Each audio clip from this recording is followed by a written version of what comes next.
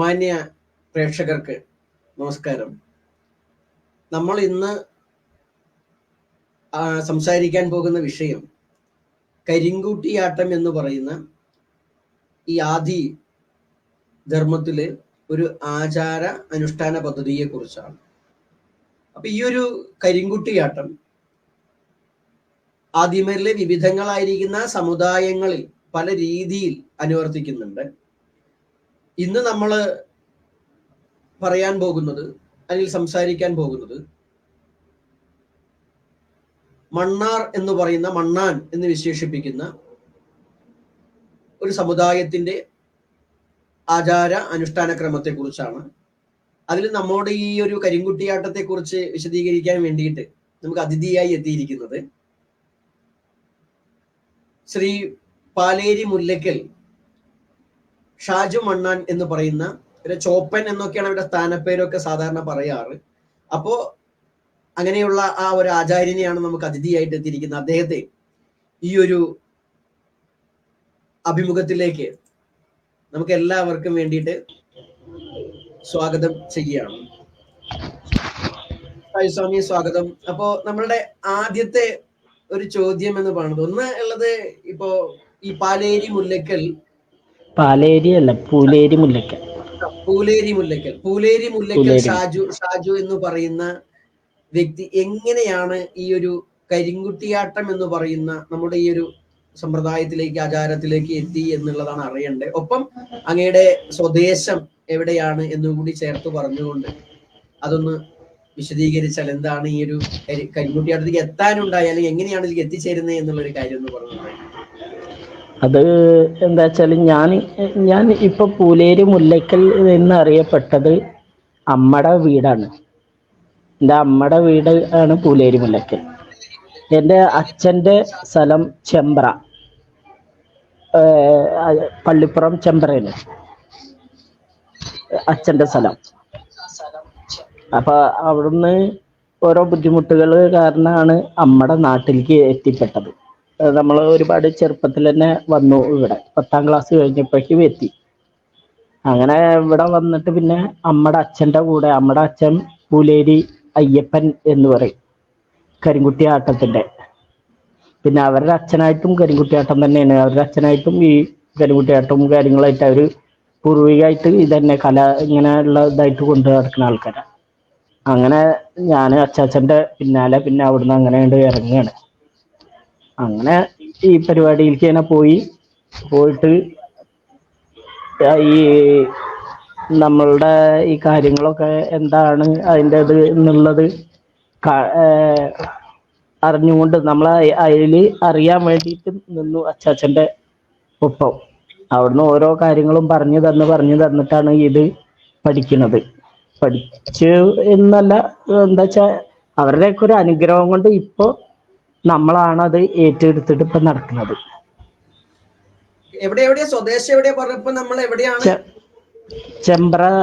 ചെമ്പ്രയാണ് ശരിക്കും നാടുണ്ടായിരുന്നത്.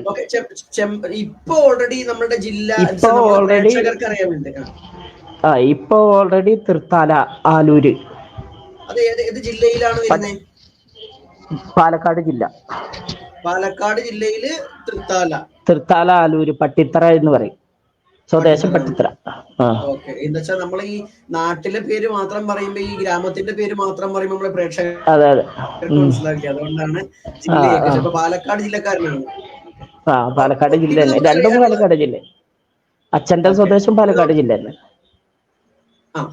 അപ്പോ നമ്മളിങ്ങനെ വന്നതിന് ശേഷം പിന്നീട് എന്തായാലും നമ്മളുടെ പൂർവികരിൽ നിന്ന് തന്നെയാണ് കാര്യങ്ങൾ മനസ്സിലാക്കി ഇപ്പൊ നമ്മൾ ആചരിച്ചു വരുന്നത്.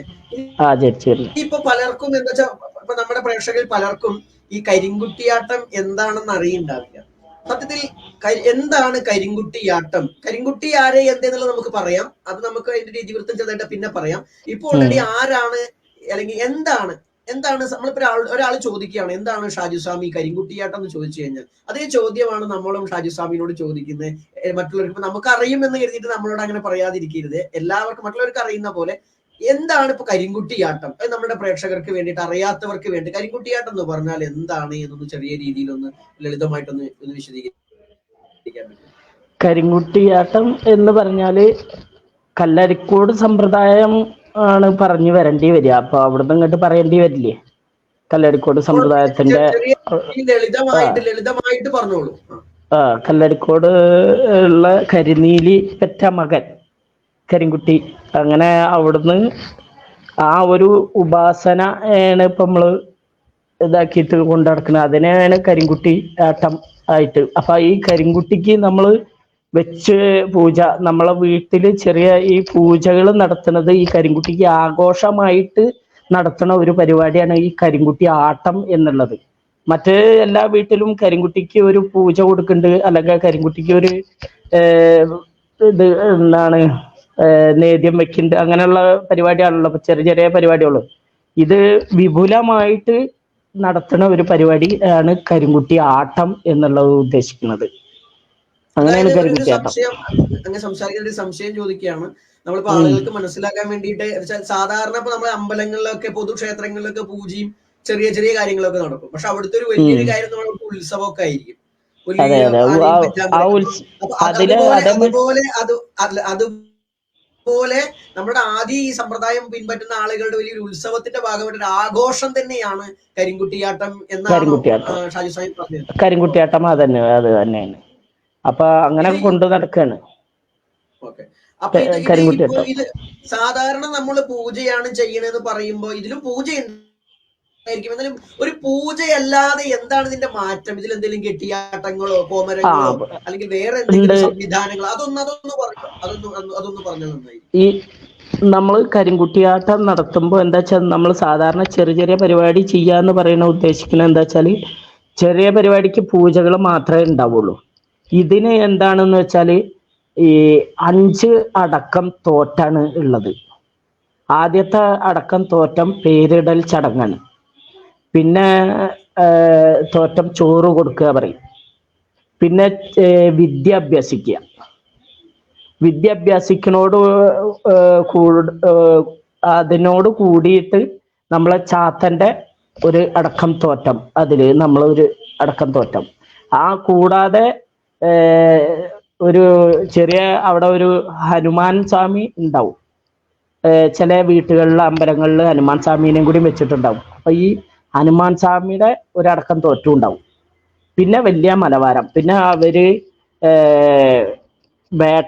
വേട്ടയ്ക്ക് പോവുകയാണ്. വേട്ടയ്ക്ക് പോയിട്ടുള്ള എല്ലാ കഥകളും, ആ കരിങ്കുട്ടി എങ്ങനെയൊക്കെ നടന്നിട്ടുണ്ട്, എങ്ങനെയാണ് കരിങ്കുട്ടി ജനിക്കണ്, പെറ്റ കുഴിയിൽ ഉണ്ടായ മകനാണ് കരിങ്കുട്ടി എന്നുള്ളതാണ് ഇപ്പോൾ ആ തോറ്റത്തിൽ നമുക്ക് പറഞ്ഞു തരുന്നത്. അതാണ് നമ്മൾ ഈ കരിങ്കുട്ടിയാട്ടത്തിന്റെ ഉത്ഭവങ്ങൾ. ഓക്കെ. അപ്പൊ ഇതില് ഇപ്പൊ ഈ പേരിടൽ എന്ന് പറഞ്ഞു കഴിഞ്ഞാൽ അതുകൊണ്ട് എന്താ അർത്ഥമാക്കുന്നതെന്ന് പറയാൻ പറ്റുണ്ടാവോ? പേരിടൽ ചടങ്ങ് എന്ന് പറഞ്ഞാൽ ആദ്യത്തെ ഇത് നമ്മൾ ആ വീട്ടിലുള്ള മുത്തശ്ശന്മാരുടെ അങ്ങനെയുള്ള ആൾക്കാരുടെ പേര് ഇടൽ ചടങ്ങുകൾ, അതായത് പേരുകൾ. അപ്പൊ അവര് നമ്മളെ ഇതില് ഗുരുക്കന്മാരായിട്ട് അവരെ ആദരിക്കുകയാണ്. നമ്മൾ ആ വീട്ടിൽ ഒരുപാട് പീഠങ്ങൾ വെച്ച് ആദരിക്കുന്നുണ്ടാവും. ഗുരു, പിന്നെ അങ്ങനെ ഓരോ ആൾക്കാരുടെ പേര് വെച്ചിട്ട് ആ വീട്ടുകളിൽ കൊണ്ട് നടന്നിരുന്ന അവിടുത്തെ മുത്തശ്ശന്മാര്, ഗുരുനാഥന്മാര്. അപ്പൊ അവരെ നമ്മൾ വിളിച്ച് ചൊല്ലിയിട്ട് ഇതിൽ കൂടെ ഈ കരിങ്കുട്ടിയുടെ കൂടെ അവരെയും കൂടി നല്ലൊരു നല്ലൊരു ഇതിലേക്ക് കൊണ്ടുവരിക അവരുടെ. അതായത് നമ്മള് ഇപ്പൊ ഒരു പൂജ നടക്കുകയാണെങ്കിൽ ഇപ്പൊ ഗുരുവിന് ആദ്യം കൊടുക്കാറില്ല, അവിടുത്തെ ഗുരുകാരണന്മാരെ നമ്മൾ വിളിച്ച് തൃപ്തിപ്പെടുത്തി ഇതിന്റെ ഭാഗമാക്കി മാറ്റുക. അതാണ് ചടങ്ങ്. അപ്പൊ ഈ ചോറൂണ് എന്നുള്ളത് കൊണ്ട് എന്താണ് അർത്ഥമാക്കിയെന്ന് ചെറിയ രീതിയിൽ ഒന്ന് പറയാം. ചോറൂണ് എന്ന് പറഞ്ഞ ചടങ്ങ് എന്താന്ന് വെച്ചാൽ ഈ പൂജ കഴിഞ്ഞിട്ടുണ്ടെങ്കിൽ ഈ പൂജ മാത്രം പോരല്ലോ, ഈ ഇതിന്റെ പുഷ്പങ്ങൾ കൊണ്ടുള്ള അലങ്കാരങ്ങൾ മാത്രം പോരാ. അപ്പൊ അവർക്കുള്ള ഒരു സദ്യവട്ടം നമ്മൾ നേദ്യം വെച്ചിട്ടും, പിന്നെ അതേമാതിരി ഈ അവിടെ ആ പൂജ കഴിഞ്ഞിട്ടുണ്ടെങ്കിൽ പിന്നെ അവിടെ അറവുണ്ടായിരിക്കാം, കോഴീനെ അറക്കുന്ന ഒരു പരിപാടി. അപ്പോ അതൊക്കെ നേദ്യങ്ങളായിട്ട് വെച്ചിട്ട് അതാണ് ഈ പൂജ നമ്മള് ഇപ്പൊ പറഞ്ഞ ചോറൂണ്. അപ്പൊ നമ്മുടെ ഈ ആചാരത്തിന്റെ ആദ്യത്തെ ഭാഗത്ത് ഇതിന്റെ ക്രമം വരുമ്പോ ആദ്യം ചോറൂണാണോ വരുന്നത്? അല്ല, പേരിടൽ ചടങ്ങ് എന്നിട്ട് ചോറൂണ് അങ്ങനെ രണ്ടും അടുത്തടുത്ത് തന്നെയാണ്. ആ, നമ്മൾ പേരിട്ടതിന്റെ ശേഷമാണല്ലോ ഈ ചോറ് കൊടുക്കണ ഇത് വരുന്നത്. തീർച്ചയായും. അപ്പൊ ഇനി അതുപോലെ തന്നെയാണ് നമ്മൾ വിദ്യ അഭ്യസിക്കൽ എന്ന് പറഞ്ഞു കഴിഞ്ഞാൽ അതുകൊണ്ട് എന്താണ് നമ്മളിപ്പോ അർത്ഥമാക്കിയത് എല്ലാവർക്കും വേണ്ടി ഒന്ന് ചെറുതായിട്ട് പറയുന്നത്. വിദ്യ അഭ്യസിക്കൽ എന്ന് പറഞ്ഞാല് ഈ അന്നത്തെ ഈ നമ്മളുടെ വേട്ടയ്ക്ക് പോണ ഒരു പരിപാടിയാണല്ലോ പഴയ കാലങ്ങളിൽ ഉള്ളത്. കാട്ടില് വേട്ടയ്ക്ക് പോണ ഒരു പരിപാടിയാണ്. അങ്ങനെ വേട്ടയ്ക്ക് പോവാണ്, ശിവനും പാർവതിയും കൂടി വേട്ടയ്ക്ക് പോവാണ്. അങ്ങനെ അവിടെ വേട്ടയ്ക്ക് പോയിട്ട് ശിവനും പാർവതിയും കൂടി വേട്ടയ്ക്ക് പോയിട്ട് ആ വേട്ടയ്ക്ക് പോയിട്ടാണ് ഈ കരിങ്കുട്ടിയുടെ ജനനം ഉള്ളത്. അപ്പൊ ആ ജനിച്ചിട്ടുള്ള കഥ നമ്മൾ ലാസ്റ്റാണ് എടുക്കണ് എന്നുള്ളതാണ്. വലിയ മലബാരം തോറ്റെന്ന് പറഞ്ഞിട്ട് അത് ലാസ്റ്റ് ആയിട്ടാണ് നമ്മൾ എടുക്കുന്നത്. ഇവിടെ ഒരു സംശയം നമുക്ക് ചോദിക്കാനുണ്ട്. നമ്മൾ സ്വതവേ ഉള്ള ഒരു ആർഗ്യുമെന്റ് വെക്കാറുള്ളത് ശിവനും പാർവതി എന്ന് പറയുമ്പോ ആ ശിവനും പാർവതി നല്ലച്ഛനും നല്ലമ്മയും എന്നുള്ളതാണോ? അത് ഇന്ന് നമ്മള് പുരാണങ്ങളിലും വേദങ്ങളിലും പുരാണങ്ങളിലും നല്ലച്ഛനും നല്ലമ്മ തന്നെയാണ്. അതെ, നമുക്ക് നല്ലച്ഛനും നല്ലമ്മയും നമ്മളെ തോറ്റങ്ങളിലൊക്കെ അതാണ്. നല്ല അച്ഛന്നാണ് നമ്മളുടെ തോറ്റങ്ങളില്. കൃത്യമായി എന്താ വെച്ചാൽ വ്യക്തമാക്കാൻ വേണ്ടി തന്നെയാണ് നമ്മളെ പലപ്പോഴും പറയുന്നത് വെച്ചാൽ ഈ ബ്രാഹ്മണീകൃതമായിരിക്കുന്ന ശിവനും പാർവതിയുമായിട്ട് നമുക്കൊന്നും ബന്ധമില്ല. അങ്ങനെയാണെങ്കിൽ എന്താ ചിലപ്പോ ആചാര്യന്മാരായ നിങ്ങളെല്ലാവരും ഉപനയനമൊക്കെ കഴിഞ്ഞിട്ടുണ്ടാവണം, ബോണുകളൊക്കെ ഇട്ടുണ്ടായിരിക്കണം, സംസ്കൃത മന്ത്രങ്ങളൊക്കെ വരണം. അപ്പൊ അതില്ല എന്നുണ്ടെങ്കിൽ നമ്മളിപ്പോൾ ശിവനും പാർവതിയും എന്ന് മറ്റുള്ളവർക്ക് മനസ്സിലാക്കാൻ വേണ്ടി പറയുമ്പോഴും ശരിക്കും നമ്മൾ നല്ലച്ഛൻ നല്ലമ്മ എന്നൊരു സങ്കല്പം അല്ലേ ഉണ്ടാവുക? അതെ, നല്ലച്ഛനും നല്ലമ്മയും നമ്മള് പാരമ്പര്യമായിട്ട് നമ്മളെ വീട്ടിലൊക്കെ കവളാചാര പരിപാടിയാണല്ലോ നമ്മളെ വീട്ടില് കൊണ്ടു നടക്കുന്നത്. അപ്പൊ അത് ഉദ്ദേശിച്ചിട്ടുള്ള പരിപാടികളാണ് ഈ കരിങ്കുട്ടിയാട്ടം എന്നുള്ളത് ആയിട്ട് നമ്മൾ പോണത്. ഓക്കെ, ഇത് ചോദിക്കാൻ വീണ്ടും ഒരു കാരണം എന്താ വെച്ചാല് നമ്മൾ പലപ്പോഴും ശിവനും പാർവതി എന്ന് പറയുമ്പോൾ നമ്മൾ നേരെ ആളുകൾ പോകുന്നത് മറ്റൊരു രീതിയിലാണ്. അപ്പൊ ആ ചിന്ത വരാതിരിക്കാനാണ് നമ്മൾ ആളുകൾക്ക് മനസ്സിലാകാൻ വേണ്ടി പറയുമ്പോഴും ഇപ്പൊ ശിവനും പാർവതി ആണെങ്കിൽ പോലും നമ്മളുടെ ശിവനും പാർവതി എന്ന് പറയുന്നത് ബ്രാഹ്മണരാണ് പാർവതി. ഓക്കെ, അടുത്തത് ഷാജു സ്വാമി പറയണ്ടായി എന്താ പറയാ, ഇപ്പൊ കരിങ്കുട്ടി സ്വാമിയുടെ ഒരു അവതാരം അല്ലെങ്കിൽ ജനനത്തെ കുറിച്ചിട്ടാണ് പിന്നീടുള്ള കാര്യങ്ങളൊക്കെയാണ്. അപ്പൊ അതെങ്ങനെ തോറ്റമായിട്ടാണോ അതിനോട് ബന്ധപ്പെട്ട എന്തെങ്കിലും കാര്യങ്ങളോ ചടങ്ങുകളോ നടക്കാറുണ്ടോ? കരിങ്കുട്ടിയുടെ തോറ്റം തന്നെയാണ് ഉള്ളത്. ഇനി ഉള്ള അവിടുന്ന് അങ്ങോട്ട് തോറ്റാണ് ഉള്ളത്. ഒരടക്കം തോറ്റുണ്ട്. കരിങ്കുട്ടിയുടെ മലബാരം എന്ന് പറയും. അത് വലിയ മലബാരം തന്നെ പറയാം. വലിയ മലബാരം തോറ്റം അത് ആദ്യം മുതൽ അവസാനം വരെ അത് ഒരു ചുരുങ്ങിയത് ഒരു 2 മണിക്കൂറിന്റെ മീതൊക്കെയാണ് അതിന്റെ ഇതുള്ളത്, ചെല്ലാനുള്ളത്. ഒരുപാടുണ്ട്, ഒരുപാട് ചെല്ലാൻ. ആ ഒരു തോറ്റം, ഇപ്പൊ തോറ്റം എന്ന് പറഞ്ഞ ചില ആളുകൾ പറഞ്ഞ തോറ്റം എന്നുള്ള വാക്ക് സ്തോത്രം ഉണ്ടായി എന്നാണ് പറയുന്നത്. പക്ഷെ നമ്മളിപ്പോ എന്തായാലും സംസ്കൃതത്തിന്റെ പ്രയോഗം നമുക്ക് പണ്ടേ ഉണ്ടാവില്ല. അപ്പൊ തോറ്റം എന്ന് പറഞ്ഞാൽ പിന്നെ ഉള്ളത് എന്താ വെച്ചാൽ തമിഴ് പ്രയോഗത്തിൽ തോറ്റം എന്ന് പറഞ്ഞാൽ കാണുക എന്നാണ്. അപ്പൊ കാണുക എന്ന് പറഞ്ഞാൽ നമ്മളെന്ന് മനസ്സിലാക്കുന്ന ഇപ്പൊ നമ്മളിപ്പോ ഈ വേദങ്ങളൊക്കെ എഴുതിയ ആൾക്കാരെ കാര്യം അവര് വേദം ദർശിച്ചു എന്നാ പറയാം. അപ്പൊ സത്യത്തിൽ തോറ്റം എന്നുള്ളത് കൊണ്ട് യഥാർത്ഥത്തിൽ അർത്ഥമാക്കുന്നത് നമ്മുടെ പൂർവികർ കണ്ടത്, ആ കണ്ടതിനെ അവരനുഭവിച്ചതിനെയാണ് ഇപ്പൊ ഈ പാടുന്ന തോറ്റം എന്ന വാക്കുകൊണ്ട്. അപ്പൊ അതുകൊണ്ട് നമ്മുടെ വേദം എന്ന് പറഞ്ഞാൽ ഈ തോറ്റം തന്നെയാണ്. കാരണം അവര് കണ്ടതാണ്. നമ്മുടെ പൂർവികരായിരിക്കുന്ന സിദ്ധന്മാര്, പൂർവിക ഋഷിവര്യന്മാര് നമുക്ക് നമ്മുടെ ഗുരുകാരണന്മാർ. അപ്പൊ അവര് കണ്ടത് ഈ പാടുന്ന നേരത്തെ ഈ ആളുകൾക്ക് ഇതിനെ മനസ്സിലാക്കുന്നതിന് വേണ്ടിയിട്ട് അവിടെ കരിങ്കുട്ടി ജനിക്കുന്നതിന്റെ ഭാഗമായിട്ട് നമ്മൾ കരിങ്കുട്ടിയെ കെട്ടിയാടുകയോ അല്ലെങ്കിൽ ആ സമയത്ത് ആ വേഷത്തിൽ വരികയോ അങ്ങനെ എന്തെങ്കിലും കാര്യങ്ങളൊക്കെ ഇതിലുണ്ടോ ഈ ചടങ്ങ്? അതുണ്ട്. അത് ഈ വലിയ മലബാരം തോറ്റം എല്ലാതും കഴിഞ്ഞിട്ട് പിന്നെയാണ് കരിങ്കുട്ടീനെ എഴുന്നള്ളിക്കുക എന്ന് പറയുന്നത്. അപ്പോഴാണ് കരിങ്കുട്ടിക്ക് കെട്ടിപ്പുറപ്പെടുക. ആ സമയത്ത് അത് ഈ തോറ്റം കഴിഞ്ഞ വഴിക്കാണ് അതുള്ളത്. അത് കരിങ്കുട്ടിക്കും പിന്നെ അവിടെ നമ്മളപ്പോ ഈ ഒരു എല്ലാ വീട്ടിലും കരിങ്കുട്ടി പിന്നെ പറക്കുട്ടി അങ്ങനെയുള്ള ഗുരുക്കന്മാരനൊക്കെയാണല്ലോ ഇപ്പൊ നമ്മൾ ഇരുത്തിയിട്ടുണ്ടാവുക. അപ്പൊ ഈ കരിങ്കുട്ടിയുടെയും ഒരു പറക്കുട്ടിയുടെയും ദൈവം ഇതായിട്ട് 2 ആള് കെട്ടിച്ചാടും.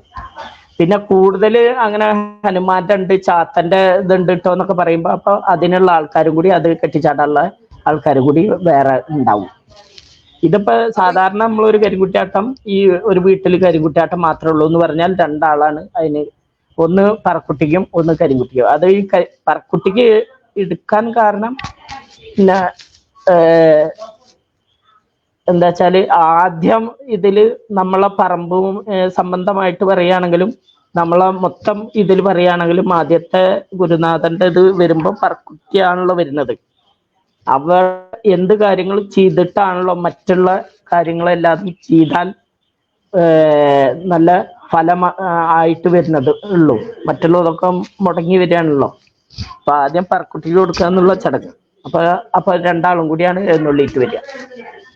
തീർച്ചയായിട്ടും നമ്മളെ പറക്കുട്ടി എന്ന് പറയുന്ന സമയത്ത് നമ്മളുടെ ഒരു സമ്പ്രദായത്തില് ഈ വളപ്പ് അല്ലെങ്കിൽ തൊടി, പറമ്പ്, ഭൂമി, പുരീടം, ക്ഷേത്രം ഭൂമി ഇതുമായി ബന്ധപ്പെട്ട് അതിന്റെ എന്താ പറയാ ആ ഒരു സംരക്ഷണം ഏറ്റെടുത്തിരിക്കുന്ന മന്ത്രമൂർത്തിയാണ് പറക്കുട്ടി എന്ന് പറയുന്ന ആ ഒരു സ്വാമി, പറക്കുട്ടി സ്വാമി. അപ്പൊ പറക്കുട്ടി സ്വാമിക്ക് ആദ്യം കൊടുത്തിട്ടാണ് നമ്മുടെ മട്ടിലേക്ക് കടക്കേണ്ടത്. അപ്പൊ ഈ സമയത്താണോ നമ്മള് ഈ കൊട്ടിലിൽ നിന്ന് അല്ലെങ്കിൽ ഈ മണ്ഡകത്തിൽ നിന്ന് അല്ലെങ്കിൽ പൂജാമുറിയിൽ നിന്ന് ഈ പീഠങ്ങളെയൊക്കെ എഴുന്നള്ളിക്കുന്നത് ഈ സമയത്താണ്?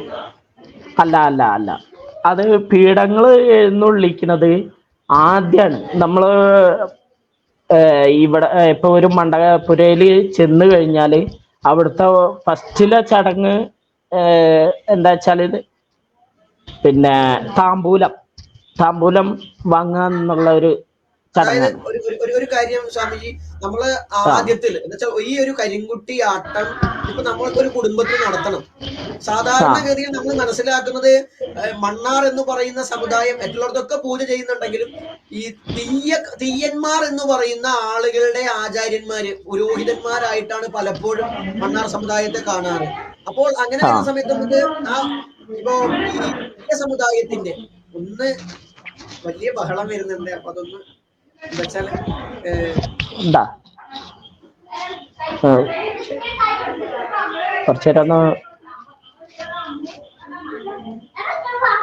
വലിയ ശബ്ദം അവര് സംസാരിക്കുന്നത് ഒരു മിനിറ്റ്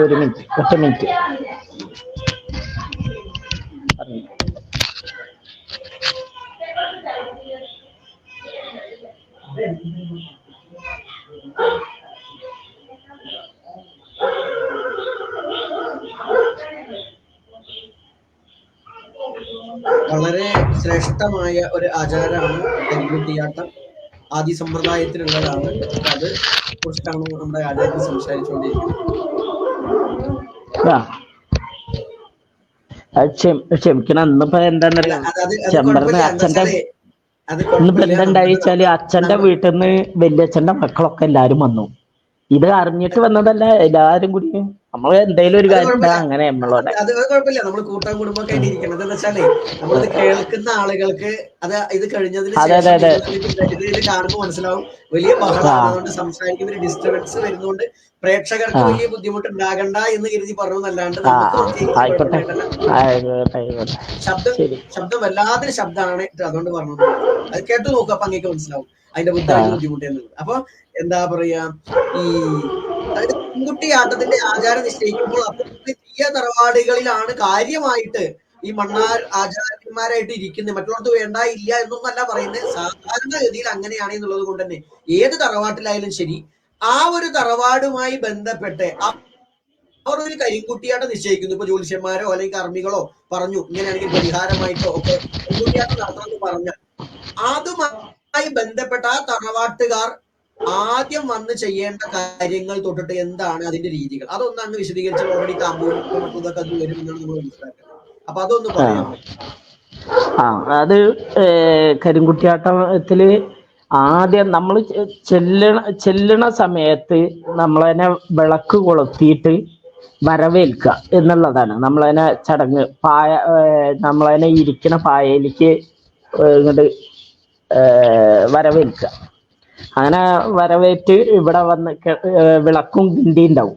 വിളക്കും ഒരു നിലവിളക്കും ഒരു ഗിണ്ടി ഇതാക്കിയിട്ടാണ് നമ്മളതിനെ കൊടുന്ന് ഇവിടെ വന്നു കഴിഞ്ഞാൽ നമ്മളെ ഇപ്പൊ സാധാരണ വരുമ്പോ എന്താ വെച്ചാല് ഡ്രസ്സുകളൊക്കെയാണല്ലോ ഇപ്പൊ ഉണ്ടാവുക. അവിടെ ചെല്ലുമ്പോഴാണ് അതൊക്കെ ഒന്ന് വേഷങ്ങളൊക്കെ ഒന്ന് മാറി പിന്നെ താമ്പൂലം ഫസ്റ്റില് പിന്നെ നമ്മൾ ചോദിക്കുക അവിടെ അവരോട് താമ്പൂലം നോക്കാൻ വേണ്ടിയിട്ട്. അപ്പൊ താമ്പൂലൊക്കെ നോക്കി അതിന്റെ കാര്യങ്ങളൊക്കെ പറഞ്ഞ് അവരുടെ എല്ലാ കാര്യങ്ങളും അതിൽ കുറേശ്ശെ ഉണ്ടാവും.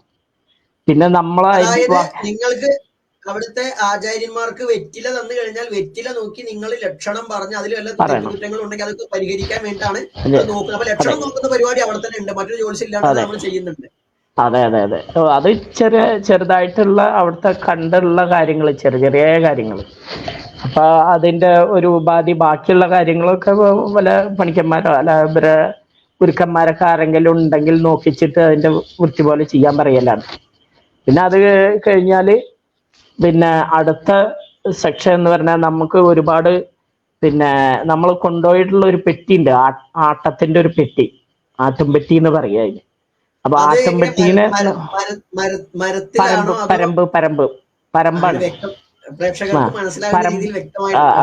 പരമ്പ് കൊണ്ട് ഉണ്ടാക്കിയ ഒരു പെട്ടിയാണ് ആട്ടുപെട്ടി എന്ന് പറഞ്ഞാൽ. ആ ആട്ടുപെട്ടീനെ നമ്മള് പ്രേക്ഷകർക്ക് മനസ്സിലാൻ വേണ്ടിയാണ് പെട്ടി എന്ന് പറയുമ്പോൾ ചെറുതാന്ന് കരുതരുത്, അത്യാവശ്യം വലിയൊരു വലിയ ഒരു പരമ്പിന്റെ പെട്ടിയാണ്. ഈ ആട്ടത്തിന് വേണ്ട എല്ലാ സാമഗ്രികളും എല്ലാം അതിലാണ് ഉണ്ടായിരിക്കുക. ദൈവിക ചൈതന്യം പോലും ആ പെട്ടിയിലാണ്. അത് ഈ ദൈവിക ചൈതന്യങ്ങൾ ഗുരുകാരണന്മാരെ നമുക്ക് ഈ ട്രാൻസ്ഫർ ചെയ്യാൻ വേണ്ടി ഒരു സ്ഥലത്ത് മറ്റൊരു സ്ഥലത്തേക്ക് കൊണ്ടുപോകാൻ വേണ്ടിയിട്ടുള്ളൊരു പരമ്പരാഗത ഉപാധി കൂടിയാണ്. നമ്മൾ പല്ലക്ക് എന്നൊക്കെ പറയുന്ന ഒരു സംവിധാനം പോലെ അങ്ങനെ സൂക്ഷിച്ചു കൊണ്ടുപോകാനുള്ള ഉപാധിയാണ് ഈ പറയുന്ന പെട്ടി. പിന്നെ ആ പെട്ടിയുടെ ഒരു പൂജ ഉണ്ട്. ആ പെട്ടിയുടെ ഒരു പൂജ കഴിക്കും. ആ പൂജകള് കഴിഞ്ഞിട്ടുണ്ടെങ്കിൽ പിന്നെ നമ്മളുടെ അവിടെ ഉള്ള കുറച്ച് പണികള്, കരിങ്കുട്ടിയുടെ ഒരു മുടി ഉണ്ടാക്കാന്ന് പറഞ്ഞിട്ടുള്ളൊരു ചടങ്ങുണ്ട്. അപ്പൊ ആ കരിങ്കുട്ടിക്കുള്ള മുടി വാഴന്റെ പോളയും വേണം കുരുത്തോലയും കൂടിയിട്ട് അതുകൊണ്ട് കുത്തി ഉണ്ടാക്കുക ചെയ്യാം. അത് ഉണ്ടാക്കൽ കഴിഞ്ഞാല് പിന്നെ ആ പോളയും കുരുത്തോലയും ഉണ്ടാക്കൽ കഴിഞ്ഞാൽ ഉച്ചയാകുമ്പോഴേക്കും ഭക്ഷണവും സൗകര്യങ്ങളും ഇത് കഴിഞ്ഞാൽ ഒരു 4:30-5 മണിയോട് കൂടിയിട്ടാണ് പിന്നെ പീഠം എഴുന്നള്ളിപ്പ് എന്ന് പറഞ്ഞ ചടങ്ങ് വരുന്നത്. പിന്നെ പീഠം എഴുന്നള്ളിച്ചിട്ട് വരുന്നതാണ്. അവിടുന്ന് അങ്ങോട്ടാണ് പീഠങ്ങൾ നമ്മൾ അവിടുത്തെ ഗുരുക്കന്മാരെ പുറത്തേക്ക് എഴുന്നള്ളിക്കുക എന്നുള്ളത് പറയുന്നത്. അങ്ങനെ എഴുന്നള്ളിക്കും. അത് നടുമുറ്റത്തേക്കാണ് കൊണ്ടുവരിക, നമ്മളെ അമ്പലത്തിന്റെ നടുമുറ്റത്തേക്ക്. അവിടെ സൗകര്യങ്ങളും വിളക്കും ആ സമയത്ത് ഫസ്റ്റില് നമ്മൾ വെക്കുന്ന സമയത്ത് വിളക്കും കിണ്ടി മാത്രമാണ് ഉണ്ടാവുക. അപ്പൊ ഈ 4 മണിയാകുമ്പോ കൊണ്ടുവരുന്ന സമയത്ത് പിന്നെ അത് കഴിഞ്ഞാല് ആ പീഠങ്ങളും അതിന്റെ തോറ്റങ്ങളും, ആ ഗുരുവന്ദനം കഴിഞ്ഞാല് ആ തോറ്റങ്ങൾ കഴിഞ്ഞാല് പിന്നെ വീണ്ടും പീഠം അമ്പലത്തിന്റെ ഉള്ളിലേക്ക് തന്നെ കൊടുക്കും.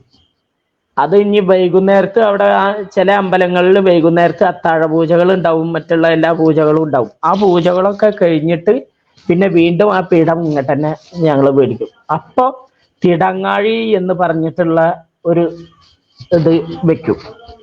അത് തിടങ്ങാഴി എന്നുള്ളത് വെക്കുന്നത് എന്താന്ന് വെച്ചാല് പിന്നെ ഉരലാണ് അവിടുത്തെ ഇത് നല്ലച്ഛന്റെ പ്രതിഷ്ഠയായിട്ട് നമ്മൾ കരുതുന്നത്. അപ്പൊ ആ ഉരല് അതിന്റെ മുകളില് കിണ്ടി ചാണകം പൊതിയണം.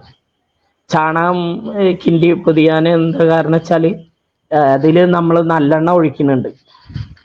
അപ്പൊ നല്ലെണ്ണ ഒഴിച്ചു കഴിഞ്ഞാൽ ഓടാണ് കിണ്ടി, അത് ചൂടായാല് ബുദ്ധിമുട്ടാണ്. അപ്പൊ അതുകൊണ്ട് ചാണകം പൊതിഞ്ഞിട്ട് അതില് തിരിയിട്ട് കത്തിക്കുക. പിന്നെ എണ്ണ കുറയും തോറും കിണ്ടിയുടെ വാലിലല്ല, മുഖത്ത് അവിടെ വണ്ണത്തിലുള്ള തിരി, 2 വണ്ണുള്ള തിരിയുള്ള തിരി 2 എണ്ണം ഉണ്ടാക്കിയിട്ട് നാടൻ ശീല കൊണ്ട് തിരി ഇട്ടിട്ട് കിഴക്കോട്ടും പടിഞ്ഞാട്ടും തിരിച്ചു വെക്കും. കിണ്ടിയിലാണ് എണ്ണ ഇരിക്കുന്നതെന്നും വിളക്കിലല്ല, അതാണ് പറഞ്ഞു വരുന്നത്. അതെ, വിളക്കിലല്ല, കിണ്ടിയിലാണ് നമ്മൾ വിളക്ക് വെക്കുക. അവിടെ 2 തിരികളിട്ട് അത് കിഴക്കും പടിഞ്ഞാറും കത്തിക്കും. അതെ അതെ.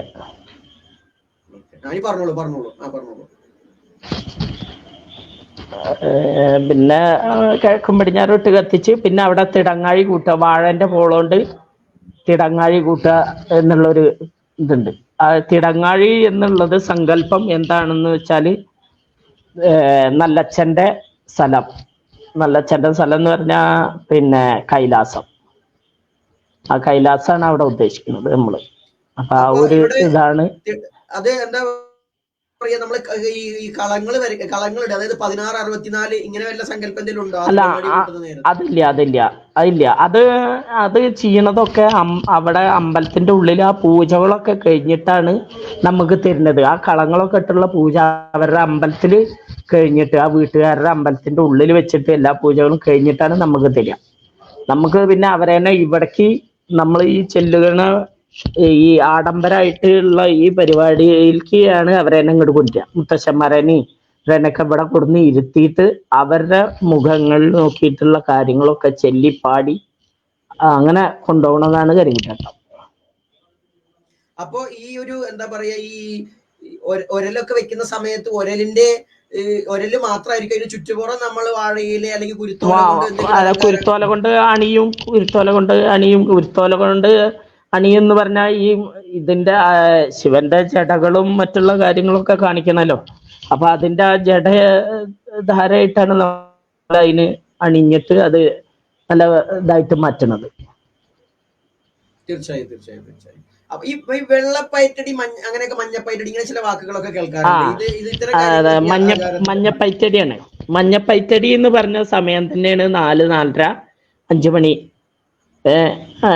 സൂര്യൻ അസ്തമിക്കുന്നതിന്റെ മുന്നത്തെ സമയം. ഒരു 5:30, 5:45, 6 മണിയുടെ ഉള്ളിൽ മഞ്ഞപ്പയറ്റടി സമയം.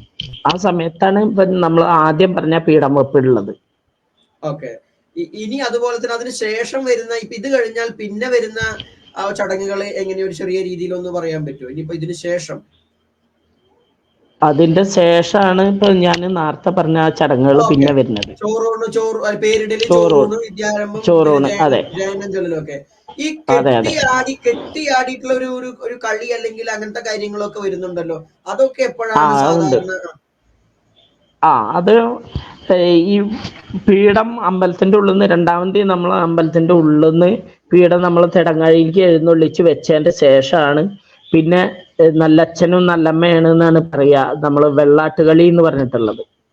ആ വെള്ളാട്ടുകളി ആണ്. അത് എന്താ വെച്ചാൽ വെള്ളാട്ടുകളി ഉദ്ദേശിക്കുന്നത് എന്താന്ന് വെച്ചാല് ശിവനും പാർവതിയുടെ ഒരു കല്യാണം അവരുടെ സമയമാണ്. അപ്പൊ അന്നത്തെ ആഘോഷത്തിന്റെ ഒരു ചെറിയ ഭാഗമാണത്. കരിങ്കുട്ടിയുടെ ശിവനും പാർവതിയും ആയിട്ടുള്ള എല്ലാ കാര്യങ്ങളും അന്നത്തെ ആ നടക്കുന്നതിന്റെ ഒരു കുറച്ച് ഭാഗങ്ങളാണ് അതിലുള്ളത്.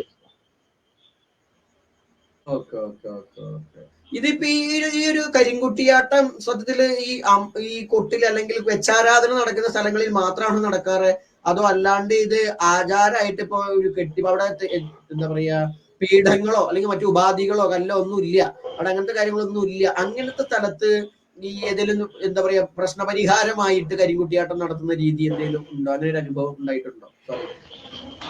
അങ്ങനെ അനുഭവം കരിങ്കുട്ടി അത് അങ്ങനെ ഒരു അനുഭവം ഉണ്ടായിട്ടുണ്ട്. അത് അതിന് പിന്നെ ഒരു പണിക്കര് പറഞ്ഞിട്ട് അവിടുത്തെ പ്രശ്ന പരിഹാരത്തിന് വേണ്ടിയിട്ട് പോയിട്ടുണ്ട് അച്ചാച്ചന്റെ ഒക്കെ അന്നത്തെ കാലത്ത്. പിന്നെ അതിന് അവിടെ അമ്പലങ്ങൾ പ്രതിഷ്ഠിക്കുകയാണ് ഉണ്ടായിട്ടുള്ളത്. പിന്നെ ഇതുപോലെ തന്നെയാണ് ഇപ്പോ മണ്ണാർ സമുദായത്തെ കുറിച്ച് പറയുകയാണെങ്കിൽ ഇപ്പൊ കരിങ്കുട്ടിയാട്ടത്തെ കാര്യങ്ങളൊക്കെ ചെയ്യുന്ന ആളുകള് ഈ മരുന്ന് കൊടുക്കുക അല്ലെങ്കിൽ എന്താ പറയാ കുട്ടികൾക്ക് ഇപ്പൊ രാപ്പനി പോലെയുള്ള കാര്യങ്ങൾ, ഇതൊക്കെ ചരട് ഇത്തരം കാര്യങ്ങളൊക്കെ ഉണ്ടല്ലോ. അപ്പൊ അത്രയും ഈ പാരമ്പര്യങ്ങളൊക്കെ ഇപ്പോഴും പിൻപറ്റുന്നുണ്ടോ ഷാജിസ്വാമിയോ അല്ലെങ്കിൽ ഉണ്ട്? അതുണ്ട്. അങ്ങനെയുള്ള ചരട് ഉണ്ടാക്കലും എല്ലാ പരിപാടികളും ഉണ്ട് കുറേശ്ശെ. അച്ചാച്ചന്റെ അനുഗ്രഹം ഇപ്പൊ നമ്മളിപ്പോ ഇങ്ങനെ ഇവിടെ അടുത്തുള്ള എല്ലാ ആൾക്കാരും ഉണ്ട്. നമ്മളെ ആൾക്കാരും നമ്മളതിനെ അറിയുന്ന ആൾക്കാരും അവിടുന്ന് ഇവിടുന്ന് കുറെ ആൾക്കാരായിട്ടുള്ള കോണ്ടാക്ട് ഉണ്ട്. അപ്പൊ അവര് കോണ്ടാക്ട് വെച്ചാൽ അങ്ങനെയല്ല, നമ്മളതിനെ തെരഞ്ഞിട്ട് ഇന്ന കാര്യസാധനത്തിനും പനി വരുമ്പോഴോ അല്ലെങ്കിൽ ഛർദി അല്ലെങ്കിൽ വേറെന്തെങ്കിലും അല്ല മുള്ളു അങ്ങനെയുള്ള ഓരോരോ പരിപാടികളുണ്ടല്ലോ, കൊള്ളുന്ന ഓരോരോ പരിപാടികൾ. അപ്പൊ അങ്ങനെ എന്തെങ്കിലും ഏറ്റതോ ഏൽപ്പിച്ചതോ അങ്ങനെ എന്തെങ്കിലുമൊക്കെ പരിപാടികൾ ഉണ്ടെങ്കിൽ അതിനൊക്കെ ഇതായിട്ട് നമ്മളെടുത്ത് വരുന്നുണ്ട്. തീർച്ചയായും ഇത്തരം സമ്പ്രദായങ്ങളുടെ ഒരു പ്രത്യേകതയാണ്. ഇന്ന ചില അസുഖങ്ങൾ അല്ലെങ്കിൽ ഈ ബാധാദോഷങ്ങളൊക്കെ ഉണ്ടായി കഴിഞ്ഞാൽ അത് ഇപ്പൊ മണ്ണാർ സമുദായങ്ങൾ ചെയ്യേണ്ടത് മണ്ണാർ സമുദായത്തിന്റെ ആചാര്യന്മാർ തന്നെ, അതിന്റെ ഗുരുക്കന്മാർ തന്നെ ചെയ്യണം എന്നുള്ളത് ഇത്തരം സമ്പ്രദായങ്ങളുടെ പ്രത്യേകതയാണ്. അപ്പൊ അത് അത്തരത്തിലുള്ള ആളുകൾ വിഷമങ്ങൾ അനുഭവിക്കുന്ന ആളുകൾ ഉണ്ടെങ്കിൽ അവർ അറിയുന്നതിന് വേണ്ടിയിട്ടും അങ്ങേപോലെയുള്ള ആചാര്യന്മാരുമായിട്ട് ബന്ധപ്പെടുന്നതിന് വേണ്ടി തന്നെയാണ് നമ്മൾ ഈ ഒരു ചോദ്യം ചോദിച്ചത്. കാരണം ഇങ്ങനെയുള്ള കാര്യങ്ങൾ ചെയ്യുന്നുണ്ട്. കാരണം ചില ആളുകൾ ഇപ്പോൾ ചില മരുന്നുകൾ എല്ലാ മരുന്നുകളും നമുക്ക് കൊടുക്കാൻ പറ്റില്ല. അപ്പൊ ചില മരുന്നുകളൊക്കെ നമുക്ക് ചെയ്യാൻ പറ്റും. ഇത്തരത്തിലുള്ള ബാധാദോഷങ്ങൾക്ക് പരിഹാരം ചെയ്യുക, ഇത്തരം കാര്യങ്ങളൊക്കെ പലപ്പോഴും ചെയ്യാറ്. അതൊന്നും ആളുകൾ അറിഞ്ഞോട്ടെ എന്ന് കരുതിയിട്ട് തന്നെയാണ് നമ്മൾ ചോദിച്ചത്. ഇതുപോലെ തന്നെ ഇവിടെ വൈദ്യന്മാരായിട്ട് നമ്മളെ മുത്തച്ഛന്മാരുടെ ആയിട്ടും ഉണ്ടായിരുന്നു ഇവിടെ. വൈദ്യനും എല്ലാ ഈ ഇതിന്റെ ഇതൊക്കെ ഉണ്ടായിരുന്നു. മന്ത്രങ്ങളും മന്ത്രവാദികളും വൈദ്യന്മാരും ഒക്കെ ആയിട്ടുള്ള ആൾക്കാർ തന്നെയായിരുന്നു. മലബാര സമ്പ്രദായത്തിന്റെ ഒരു പ്രത്യേകത തന്നെയാണ്. അത് കേവലം ഒരു മന്ത്രത്തിലോ പൂജയിലോ അവസാനിക്കുന്നില്ല. അതിനൊക്കെ ഒരു ഔഷധ പ്രയോഗം അത് ഈ സമ്പ്രദായം പിൻപറ്റുന്ന എല്ലാ ആളുകളിലും നമ്മൾ കണ്ടിട്ടുണ്ട്, ഔഷധ പ്രയോഗം. കാരണം മലബാരം പണയിന് ഔഷധങ്ങൾ ഇരിക്കുന്ന ഇടമാണ്. അവിടെ ഔഷധ പ്രയോഗം ഈ സമ്പ്രദായങ്ങളുമായി ബന്ധപ്പെട്ട എല്ലാവരും ചെയ്യുന്നതായിട്ട് തന്നെയാണ് നമ്മളും മനസ്സിലാക്കിയിട്ടുള്ളത്. അപ്പൊ അതുകൊണ്ട് ആ ഒരു പാരമ്പര്യം ഇതിന്റെ ഉള്ളിൽ തന്നെ നിലനിൽക്കുന്നു. പിന്നെ കൂടാതെ ഈ സമ്പ്രദായം ചെയ്യുന്ന ആളുകൾ ഇപ്പൊ അങ്ങേപ്പോലുള്ള ഗുരുക്കന്മാരെ സാധാരണ പൂർവികര് ഇപ്പൊ നമുക്ക് തന്ത്രി എന്ന് വിളിക്കുന്ന പ്രയോഗം ഒന്നും ഉണ്ടാകണ്ട, ഇതിനെ മന്ത്രവാദി തന്നെയാ പറയാ. ഇന്നിപ്പോ മന്ത്രവാദി എന്ന് പറയുമ്പോ ആളുകളുടെ മനസ്സിക്ക് ഇപ്പൊ ഈ കോമഡിക്കാരോ അല്ലെങ്കിൽ ഈ സിനിമാക്കാരോ അല്ലെങ്കിൽ നാടകക്കാരൊക്കെ മന്ത്രവാദി എന്ന് പറയും. പത്രക്കാര് പോലും മന്ത്രവാദി എന്ന് പറഞ്ഞ ഒരു ഭീകരന്മാരെ പോലെയൊക്കെ കാണിക്കുന്ന രീതിയിൽ സത്യത്തിൽ ഈ മന്ത്രവാദി എന്ന് പറഞ്ഞു കഴിഞ്ഞാൽ നമ്മുടെ ഈ ആദി സമൂഹത്തിലെ താന്ത്രിക ആചാര്യന്മാരാണ്. ഇപ്പൊ അന്ന് പറഞ്ഞതെല്ലാം തന്നെ ഇപ്പൊ നല്ലച്ഛൻ നല്ലമ്മ അല്ലെങ്കിൽ കൈലാസം, ആദിമലവാരം, നമ്മൾ ആദിമലവാരം എന്നാ പറയാ. അപ്പൊ ആദിമലവാരം ഇങ്ങനെയുള്ള എല്ലാം തന്നെ തന്ത്രവുമായി റിലേറ്റഡ് ആണ്. അപ്പോ അതുമായി ബന്ധപ്പെട്ട് ശുദ്ധതന്ത്രം, ഇപ്പൊ അങ്ങ് പറഞ്ഞു കൗളാചാരം, വാമാചാര പദ്ധതി, വാമാചാര പ്രകാരമുള്ള ആദ്യ ആചാര സമ്പ്രദായങ്ങൾ, പ്രാകൃതമായിരിക്കുന്ന ആചാരങ്ങൾ ചെയ്യുന്ന ശുദ്ധ താന്ത്രിക ആചാര്യന്മാരാണ് നിങ്ങളെല്ലാം. പക്ഷെ ഇത് മനസ്സിലാകാതെയാണ് ഈ മന്ത്രവാദി പറഞ്ഞാൽ അതുമായി വേദത്തിലും മന്ത്രങ്ങളല്ല സൂക്തങ്ങളൊക്കെയാണ്. അപ്പൊ നമ്മൾ കൃത്യത്തെ മന്ത്രങ്ങൾ കൃത്യമായിട്ട് പരമ്പരാഗതമായിട്ടുള്ള ബീജാക്ഷര പ്രയോഗങ്ങളോട് കൂടിയിട്ടും അല്ലെങ്കിൽ ശബ്ദങ്ങൾ ഈ നേരത്തെ പറഞ്ഞ പൂർവികർ ദർശിച്ച നടത്തിൽ തോറ്റങ്ങളൊക്കെ ചൊല്ലുന്ന നമ്മുടെ ഈ ആളുകളെ കൃത്യമായി സമൂഹത്തിൽ ആദരിക്കപ്പെടേണ്ട എന്താ പറയാ പൂജിക്കപ്പെടേണ്ട ഒക്കെ ഒരു ആചാര്യ സമൂഹം, ആചാര്യ വൃന്ദമാണ്. പക്ഷെ എന്നിട്ടും ആളുകൾക്ക് ഇത് അറിയാതെ ചില കാഴ്ചപ്പാട് ഇന്നും തന്നെ മറ്റെന്തോ ചെയ്യുന്ന ആളുകളാണ് ഇവരൊക്കെ, വേറെ എന്തോ കൂടോത്രക്കാരാണ് എന്ന് കരുതുന്ന കാരണം ഇതിന്റെ മഹത്വമാണ്. ഈ ശുദ്ധതന്ത്രത്തിന്റെ ആളുകളാണെന്ന് സത്യത്തിൽ പാണ്ഡിത്യമുള്ളവർക്ക് പോലും അറിയുന്നില്ല. അതുകൊണ്ട് തന്നെയാണ് നമ്മൾ ഇത്തരം ഒരു മാധ്യമത്തിലൂടെയാണെങ്കിലും അങ്ങേപ്പോൾ ആചാര്യന്മാരെ പരിചയപ്പെടുന്ന പ്രധാന കാരണം ഇപ്പോൾ തന്നെ അങ്ങേപ്പോലുള്ള ആളുകളെ നമുക്ക് ഈ മുഖ്യധാര ഇപ്പൊ ആചാര്യന്മാരുടെ ഒരു സംഗമം നടക്കുകയാണെങ്കിൽ അവിടെ ഇപ്പൊ ഗുരുവായൂർ ക്ഷേത്രത്തിലെയോ അല്ലെങ്കിൽ മറ്റുള്ള സ്ഥലങ്ങളിലെയൊക്കെ തന്ത്രിമാരോ പൂജാരിമാരോ ഒക്കെ അവരെയൊക്കെ വിളിച്ച് ആദരിക്കുന്നു, അവരെയൊക്കെ വലിയ കാര്യമായിട്ട് കാണിക്കുന്നതൊക്കെ നമ്മൾ കാണാറുണ്ട്. പക്ഷെ ഈ സമ്പ്രദായവുമായി ആദി സമ്പ്രദായവുമായി ബന്ധപ്പെട്ട് ഇപ്പോ ഷാജുസ്വാമി ആവട്ടെ ഇതുപോലുള്ള ഒത്തിരി ആചാര്യന്മാർ ഈ ആദി മാർഗ സമ്പ്രദായത്തിലുണ്ട്. ഇവർക്കൊന്നും ഒരുപാട് ആൾക്കാരുണ്ട്. അപ്പൊ ഇവർക്കൊന്നും ഈ പ്രാധാന്യം കൊടുത്ത് കാണാറില്ല. ഇതിന് കാണാത്തതിന് പ്രധാന കാരണം എന്താ വെച്ചാൽ ഇപ്പോഴും ഈ പൊതുസമൂഹം വിദ്യാസമ്പന്നനാണെന്നോ അല്ലെങ്കിൽ ഞങ്ങളൊക്കെ ആചാരങ്ങളും അനുഷ്ഠാനങ്ങളും ഒക്കെ പഠിച്ചിട്ടുണ്ട്, ഞങ്ങൾക്ക് എല്ലാം അറിയാമെന്ന് കരുതുന്ന ആളുകൾക്ക് പോലും ഒന്നും അറിയില്ല എന്നാണ് യാഥാർത്ഥ്യം. കാരണം അറിയുമായിരുന്നെങ്കിൽ അവർ നിങ്ങളെ പോലെയുള്ള ആചാര്യന്മാരെ കൃത്യമായി വിളിച്ച് ഈ ഗുരുവായൂർ തന്ത്രി ഇരിക്കുന്നുണ്ടെങ്കിൽ അവിടെ നിങ്ങളും ഉണ്ടാവുകയും അല്ലെങ്കിൽ നിങ്ങൾ അത്തരം വേദിയിലേക്ക് എത്തുകയും ചെയ്യണമായിരുന്നു. പക്ഷെ അതുണ്ടാകുന്നില്ല. കാരണം ഇവര് കരുതുന്നത് അവർ മാത്രമാണ് ഇതിന്റെ പാണ്ഡിത്യമുള്ളവർ, നിങ്ങൾക്കില്ല. പക്ഷെ അർത്ഥത്തിൽ ശുദ്ധതന്ത്രത്തിന്റെ ഇപ്പൊ ഈ സമ്പ്രദായം എന്നൊക്കെ പറഞ്ഞു കഴിഞ്ഞാൽ കൃത്യമായി തന്ത്രത്തിലെ തന്നെ ദശമഹാവിദ്യയുമായിട്ടൊക്കെ ബന്ധപ്പെട്ട് പറയുന്ന ഈ മഹാവിദ്യയുടെ നല്ല പഠിപ്പാണ് മലബാര സമ്പ്രദായം. അപ്പൊ ആ സമ്പ്രദായത്തിന്റെ ഗുരുക്കന്മാര് ആദരിക്കപ്പെടേണ്ടത് ആദരിക്കപ്പെടുകയോ ആചരിക്കപ്പെടുകയോ ഒന്നും ചെയ്യുന്നില്ല എന്നൊരു പോരായ്മ. അതിന് പ്രധാന കാരണം സമൂഹത്തിന്റെ, പ്രത്യേകിച്ച് ഹൈന്ദവ സമൂഹത്തിന്റെ അറിവില്ലായ്മയാണ്. അവരിപ്പോഴും കരുതുന്നത്, ഇപ്പോൾ നിങ്ങളെപ്പോലുള്ള ആൾക്കാർ, പ്രത്യേകിച്ച് ഇപ്പൊ ഷാജുസ്വാമിയെപ്പോലുള്ള ആൾക്കാർ അറിയാൻ വേണ്ടി ആഗ്രഹം കൊണ്ട് തന്നെ ചോദിക്കുകയാണ്, ഈ കരിങ്കുട്ടിയാട്ടം മാത്രമാണോ അങ്ങയുടെ ഉപജീവനം? അത് ഉപജീവനത്തിനായിട്ട്, അതായത് നിത്യജീവിതവുമായി ബന്ധപ്പെട്ട് വരുമാനം കണ്ടെത്താൻ മറ്റെന്തെങ്കിലും തൊഴിലുകൾ അങ്ങ് ചെയ്യുന്നുണ്ടോ? മറ്റുള്ള തൊഴിലുണ്ടല്ലോ. ഇപ്പൊ നമുക്ക് നമുക്ക് എന്താ തേപ്പ് പടവ് അങ്ങനെയുള്ള പണികളും നമുക്കുണ്ട്. ആ പണികളൊക്കെ ആയിട്ട് പോണുണ്ട്. ശരി ശരി. ഇതറിയാൻ വേണ്ട, അങ്ങയിൽ നിന്ന് അറിയാൻ വേണ്ട. അതായത് നമ്മുടെ പുരോഹിതന്മാര്, നമ്മുടെ യാതി സമ്പ്രദായത്തിലെ ആചാര്യന്മാര് ഇതല്ല ഈ പറയുന്ന കരിങ്കുട്ടിയാട്ടോ പൂജാവിധാനങ്ങളോ ഉപജീവനമല്ല, ഉപജീവനത്തിന് കൃത്യമായിട്ട് തൊഴിൽ ചെയ്യുന്നുണ്ടെങ്കിൽ മണ്ണാർ സമുദായം സാധാരണ ശില്പവേലയും അതുപോലെ തന്നെയുള്ള കാര്യങ്ങളൊക്കെ ചെയ്യുന്നുണ്ട്. ഇപ്പോൾ സാധാരണ ആ തൊഴിലുകളൊക്കെയാണ് ചെയ്യുന്നത്. അപ്പൊ എന്തെങ്കിലും തൊഴിൽ എല്ലാവർക്കും ഉണ്ട്. അപ്പൊ അത്തരം തൊഴിലുകൾ ചെയ്യുന്നത് കൊണ്ട് സമൂഹം കരുതുന്നത്, മേലണങ്ങി പണിയെടുക്കുന്നത് കൊണ്ട് ഈ പാണ്ഡിത്യമുണ്ടെന്ന് പല ആളുകളും കരുതുന്നത്, അല്ലെങ്കിൽ ഇത്തരം സദസ്സുകൾ ഒരുക്കുന്ന ആളുകൾ കരുതുന്നത് ഇവരൊക്കെ എന്തോ പണിക്കാരാണ്, നമുക്ക് ഒരു പണിയും എടുക്കാതെ പൂജ മാത്രം മേഖലയാക്കിയവരെ സ്വീകരിച്ചിരുത്താമെന്ന തെറ്റായ ഒരു സന്ദേശം അവരുടെയൊക്കെ ഭാഗത്തു നിന്ന് ഉണ്ടാവുന്നുണ്ട്. അവിടെയാണ് ഈശ്വരോപാസന. അത് സത്യത്തിൽ തന്ത്രശാസ്ത്രം പറയുന്നത്, ഇപ്പൊ ഈ മലബാര സമ്പ്രദായം മാത്രമല്ല, തന്ത്രശാസ്ത്രത്തെ സംബന്ധിച്ച് തന്ത്ര പദ്ധതി പറയുന്നത് തന്നെ തന്ത്രമാർഗങ്ങൾ ഒരിക്കലും ഉപജീവന പദ്ധതിയല്ല, അത് സാധനാ പദ്ധതിയാണ്. ഉപജീവനത്തിന് മറ്റു മാർഗങ്ങൾ, ഇപ്പൊ നമ്മൾ തന്നെ പണ്ട് കാലത്ത് വ്യവസ്ഥാപിത ക്ഷേത്രതന്ത്രം പഠിക്കാൻ പോയ സമയത്ത് അവിടുത്തെ ഗുരുനാഥൻ പറയുന്നത് നമ്മളോടോ മറ്റുള്ള ശിഷ്യരോടോ ഒക്കെ പറയുന്നത് ഇങ്ങനെയാണ്: നിങ്ങൾ വരുമാനത്തിന് മറ്റു മാർഗങ്ങൾ കണ്ടെത്തണം, അതിനെ ഒരിക്കലും തന്നെ ഈ പൂജാ പദ്ധതിയെ നിങ്ങളുടെ ഉപജീവനത്തിന് ഉപയോഗിക്കരുത് എന്ന് പറയുന്നത്. അപ്പൊ പ്രധാനമായിട്ട് ഇതിന് ഉപയോഗിക്കരുത് എന്ന് പറയുന്നുണ്ട്. കാരണം അതെന്താ വെച്ചാൽ തൊഴിലായിട്ട് മറ്റുള്ളത് സ്വീകരിക്കണം എന്ന്. അപ്പൊ അവിടെ ഇനി അറിവിനെ പകർന്നു കൊടുത്താലും കുഴപ്പമില്ല. അപ്പൊ അവിടെയാണ് ശുദ്ധതന്ത്രം പിൻപറ്റുന്ന ഇത്തരം താന്ത്രിക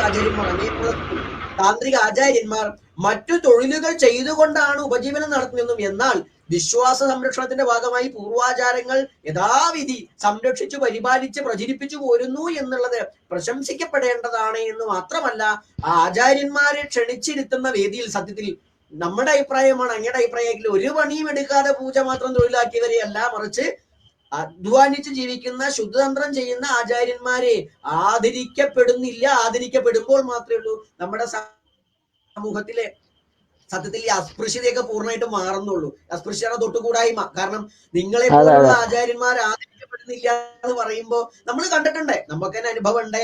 പല കാവുകളിലും പതികളിലും ക്ഷേത്രങ്ങളിലൊക്കെ നമ്മൾ ആചാര്യനായിട്ടും മറ്റുള്ളൊക്കെ പോകുമ്പോഴേക്കും ചില പ്രഭാഷണങ്ങൾക്ക് ക്ഷണം കിട്ടി പോകുന്ന സമയത്തൊക്കെ ഇത്തരം ആട്ടുപോലെയുള്ള ആചാരങ്ങളൊക്കെ നടത്തുന്ന ആൾക്കാർ വരുമ്പോ അവരെയൊക്കെ കാണുക, അവിടുത്തെ ആൾക്കാർ കാണുക, എന്തോ വന്നു പോയി, എന്നാൽ അവിടെ പൂജ ചെയ്യുന്ന ആളോ അയാൾക്ക് നിങ്ങളെക്കാൾ പ്രാധാന്യം കൊടുക്കും. അത് തെറ്റായ ഒരു സന്ദേശം, തെറ്റൊരു അറിവില്ലായ്മയാണ് ഈ വരുന്നത്. മണ്ണാരോ വേടനോ പറയനോ പുലയനോ എന്നുള്ളതല്ല, പക്ഷെ വരുന്നത് ആചാര്യന്മാരാണ്. ആ ആചാര്യന്മാർക്ക് വേണ്ട പരിഗണന കൊടുക്കണം. പുള്ളുവൻ വന്നാൽ പുള്ളുവൻ വരുന്നത് മോശമാണെന്ന് ഇരുന്ന ആളുകൾ ഇന്നുണ്ട്. പുള്ളുവനേക്കാൾ ശ്രേഷ്ഠൻ ക്ഷേത്രപൂജ ചെയ്യുന്ന ജാതി ബ്രാഹ്മണരോ മറ്റുള്ളവരാണെന്ന് ഇരുന്ന ആൾക്കാർ ഇന്നുണ്ട്. ഇതിന് കാരണം ഇവർക്ക് അറിയില്ല എന്താണ് പദ്ധതി. അപ്പൊ സംസ്കൃതത്തിൽ, ഇപ്പൊ നിങ്ങളുടെ തോറ്റം നിങ്ങൾ സംസ്കൃതത്തിൽ ചൊല്ലിയാൽ മാത്രമാണ് അതെന്തോ ഉത്കൃഷ്ടം കിട്ടുന്ന ആൾക്കാരാണ് അധികം. എന്നാൽ നിങ്ങൾ മലയാളത്തിൽ ചൊല്ലുന്ന ഈ തോറ്റം തന്നെ ദർശനമാണെന്നും അത് തന്നെയാണ് നമ്മുടെ ഈ ആളുകളുടെ വേദമെന്നും അത് ആദരിക്കണം ആചരിക്കണം ഒക്കെയുള്ള തോന്നൽ ആളുകൾക്ക് ഇല്ലാത്തതിന് കാരണം പണ്ഡിതരാണെന്ന് കരുതുന്ന ആളുകൾ തന്നെ തെറ്റായ റൂട്ടിലാ പോകുന്നത്. കാരണം അവർ എന്താ വെച്ചാൽ അവരറിഞ്ഞത് മാത്രം. അപ്പൊ നമ്മൾ അങ്ങയോട് കരിങ്കുട്ടിയാട്ടത്തെ കുറിച്ച് ചോദിക്കുന്നത് അതിനെക്കുറിച്ച് അറിയാൻ വേണ്ടിയിട്ടും അറിയിക്കാൻ വേണ്ടിയിട്ടുമാണ്. എന്നാൽ ഈ ഒരു മനസ്സ് പലപ്പോഴും നമ്മുടെ സമൂഹത്തിലെ സന്യാസിമാർക്കോ ആചാര്യന്മാർക്കോ നേതാക്കൾക്കോ ഒന്നും തന്നെ ഈ സമൂഹത്തിലുള്ള ആർക്കും തന്നെ കാണാറില്ല. അവര് കണ്ണടച്ച് പറയുക എന്താ വെച്ചാൽ ഇതൊക്കെ പണ്ടുള്ളവർ എന്തൊക്കെയോ ചെയ്തതാണ്, അതിന് വലിയ കാര്യം. എന്നാൽ മറ്റുള്ളതൊക്കെ ഉത്കൃഷ്ടമാണെന്നാണ് ഇവരുടെയൊക്കെ ധാരണ. അവിടെയാണ് തിരുത്തപ്പെടണമെങ്കിൽ അങ്ങേപ്പോൾ ആചാര്യന്മാരിലൂടെ നിങ്ങളുടെ പാരമ്പര്യ മഹത്വത്തെ, ആചാര്യത്വത്തെ, നിങ്ങളുടെ ദർശനങ്ങളെ സമൂഹം അറിയേണ്ടതുണ്ട്. അങ്ങനെ വരുമ്പോഴാണ് കേവലം ബ്രാഹ്മണസ്യ ലക്ഷണം ഈ പറയുന്ന ഉപവീതമാണെന്ന് കലോ ബ്രാഹ്മണസിന്റെ മേധാവ് കേവലം സൂത്രധാരണം എന്ന് പറഞ്ഞാൽ കേവലം ജ്ഞാനിയുടെ ലക്ഷണം സൂത്രം ഉപവീതമോ അല്ലെങ്കിൽ വേഷഭൂഷാദികളോ കുറെ മാലയോ ജടയോ അല്ലെങ്കിൽ നമ്മളെ പോലെ ഇരിക്കലോ ഒന്നുമല്ല, അത് ജ്ഞാനം മാത്രമാകുന്നു എന്ന് സമൂഹം സമാജം മൊത്തത്തിൽ മനസ്സിലാക്കുക എന്നൊരു ലക്ഷ്യം നമുക്കുണ്ട്. അത് അങ്ങേപ്പോലുള്ള ആളുകളുടെ ജീവിതത്തിൽ നിന്ന് മനസ്സിലാക്കിയിട്ട് വീട്ടിൽ പണിക്ക് വരുന്നവനാണെങ്കിൽ അവൻ പണിയെടുക്കുമ്പോഴും അത് അവന്റെ തൊഴിൽ ചെയ്യുന്നു, കർമ്മത്തെ സാധനയായി സ്വീകരിച്ചിരിക്കുന്നു. എന്നാൽ ഇവനും ജ്ഞാനിയാണ്. അപ്പൊ ജ്ഞാനി എന്ന് പറയുമ്പോൾ സന്യാസിയേക്കാൾ നമ്മൾ ആദരിക്കുന്നതും ബഹുമാനിക്കുന്നതും നിങ്ങളെയാണെന്ന് പറയുക തന്നെ ചെയ്യും. കാരണം എന്താ വെച്ചാൽ ഒരു സന്യാസിക്ക് കൂടില്ല, കുടുംബമില്ല, കുട്ടികളില്ല, ഒന്നുമില്ല. അവർക്ക് എന്ത് വെള്ളം എങ്ങനെ വെള്ളം പോകാം? നിങ്ങൾ കുടുംബം, കുട്ടികള്, പ്രാരാബ്ദം, കടം, അങ്ങനെ എല്ലാ പ്രശ്നങ്ങളിലും അലഞ്ഞു ഉഴഞ്ഞു നടന്ന് നിങ്ങൾ ഒപ്പം നിങ്ങളുടെ ആത്മീയ പാരമ്പര്യത്തെ നിലനിർത്തുകയും സാധന ചെയ്യുകയും തേടി വരുന്നവർക്ക് നിങ്ങളാൽ കഴിയുന്ന കാര്യങ്ങൾ ചെയ്തു കൊടുക്കുക എന്ന് പറയുമ്പോൾ അതിൽ ബ്രാഹ്മണ പൂജനം എന്നൊരു സംഭവം ഉണ്ടെങ്കിൽ പൂജിക്കപ്പെടേണ്ടത് നിങ്ങളെയൊക്കെയാണ് എന്നാണ് നമ്മളുടെ പക്ഷം. നിങ്ങളെ ഓരോരുത്തരെയും പാദങ്ങൾ പൂജിക്കുമ്പോഴാണ് യഥാർത്ഥത്തിൽ ബ്രാഹ്മണൻ എന്ന ശബ്ദം ജ്ഞാനി, അറിവുള്ളവൻ എന്നുള്ള അർത്ഥത്തിലാണെങ്കിൽ ശ്രേഷ്ഠനെ പൂജിക്കുക എന്നാണെങ്കിൽ ആ ശ്രേഷ്ഠത്വം നിങ്ങളെപ്പോലെ പണിയെടുത്ത് ജീവിക്കുന്ന, എന്നാൽ വിശ്വാസ പാരമ്പര്യത്തെ മുറുകെ പിടിക്കുന്ന ആളുകളുടെ പൂജനമാണ് യഥാർത്ഥത്തിൽ ജ്ഞാനി പൂജനം, ശ്രേഷ്ഠ പൂജനം എന്നാണ് നമുക്ക് മനസ്സിലാക്കുന്നത്. അത് തന്നെയാണ് നമുക്ക് ശ്രോതാക്കളോടും പറയാനുള്ളത്.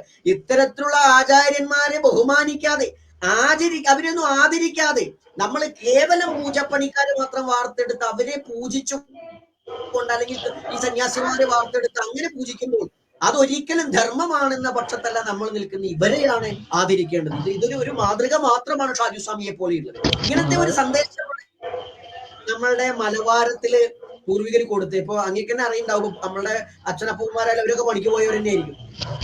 ഈ പണി അപ്പൊ നമ്മൾ എന്തായാലും അധ്വാനിച്ച് ജീവിക്കുകയും എന്നാൽ വിശ്വാസം കൈകാര്യം ചെയ്യുകയും ചെയ്യുമ്പോൾ ഇവിടെ വർണ്ണഭേദമില്ല, മറ്റ് ലിംഗഭേദങ്ങളില്ല, ഒന്നുമില്ല എന്ന് പറയുമ്പോൾ ശ്രേഷ്ഠമായ ഒരു സംസ്കൃതിയാണ് നമ്മുടെ ആയുധർമ്മം. ഇത് തന്ത്രത്തിന്റെ പ്രത്യേകതയാണ്. തന്ത്രശാസ്ത്രത്തിൽ ചാതുർവർണ്ണ്യമോ അല്ലെങ്കിൽ ഈ പറയുന്ന തൊട്ടുകൂടായ്മയോ തീണ്ടിക്കൂടായ്മയൊന്നും ഇല്ല.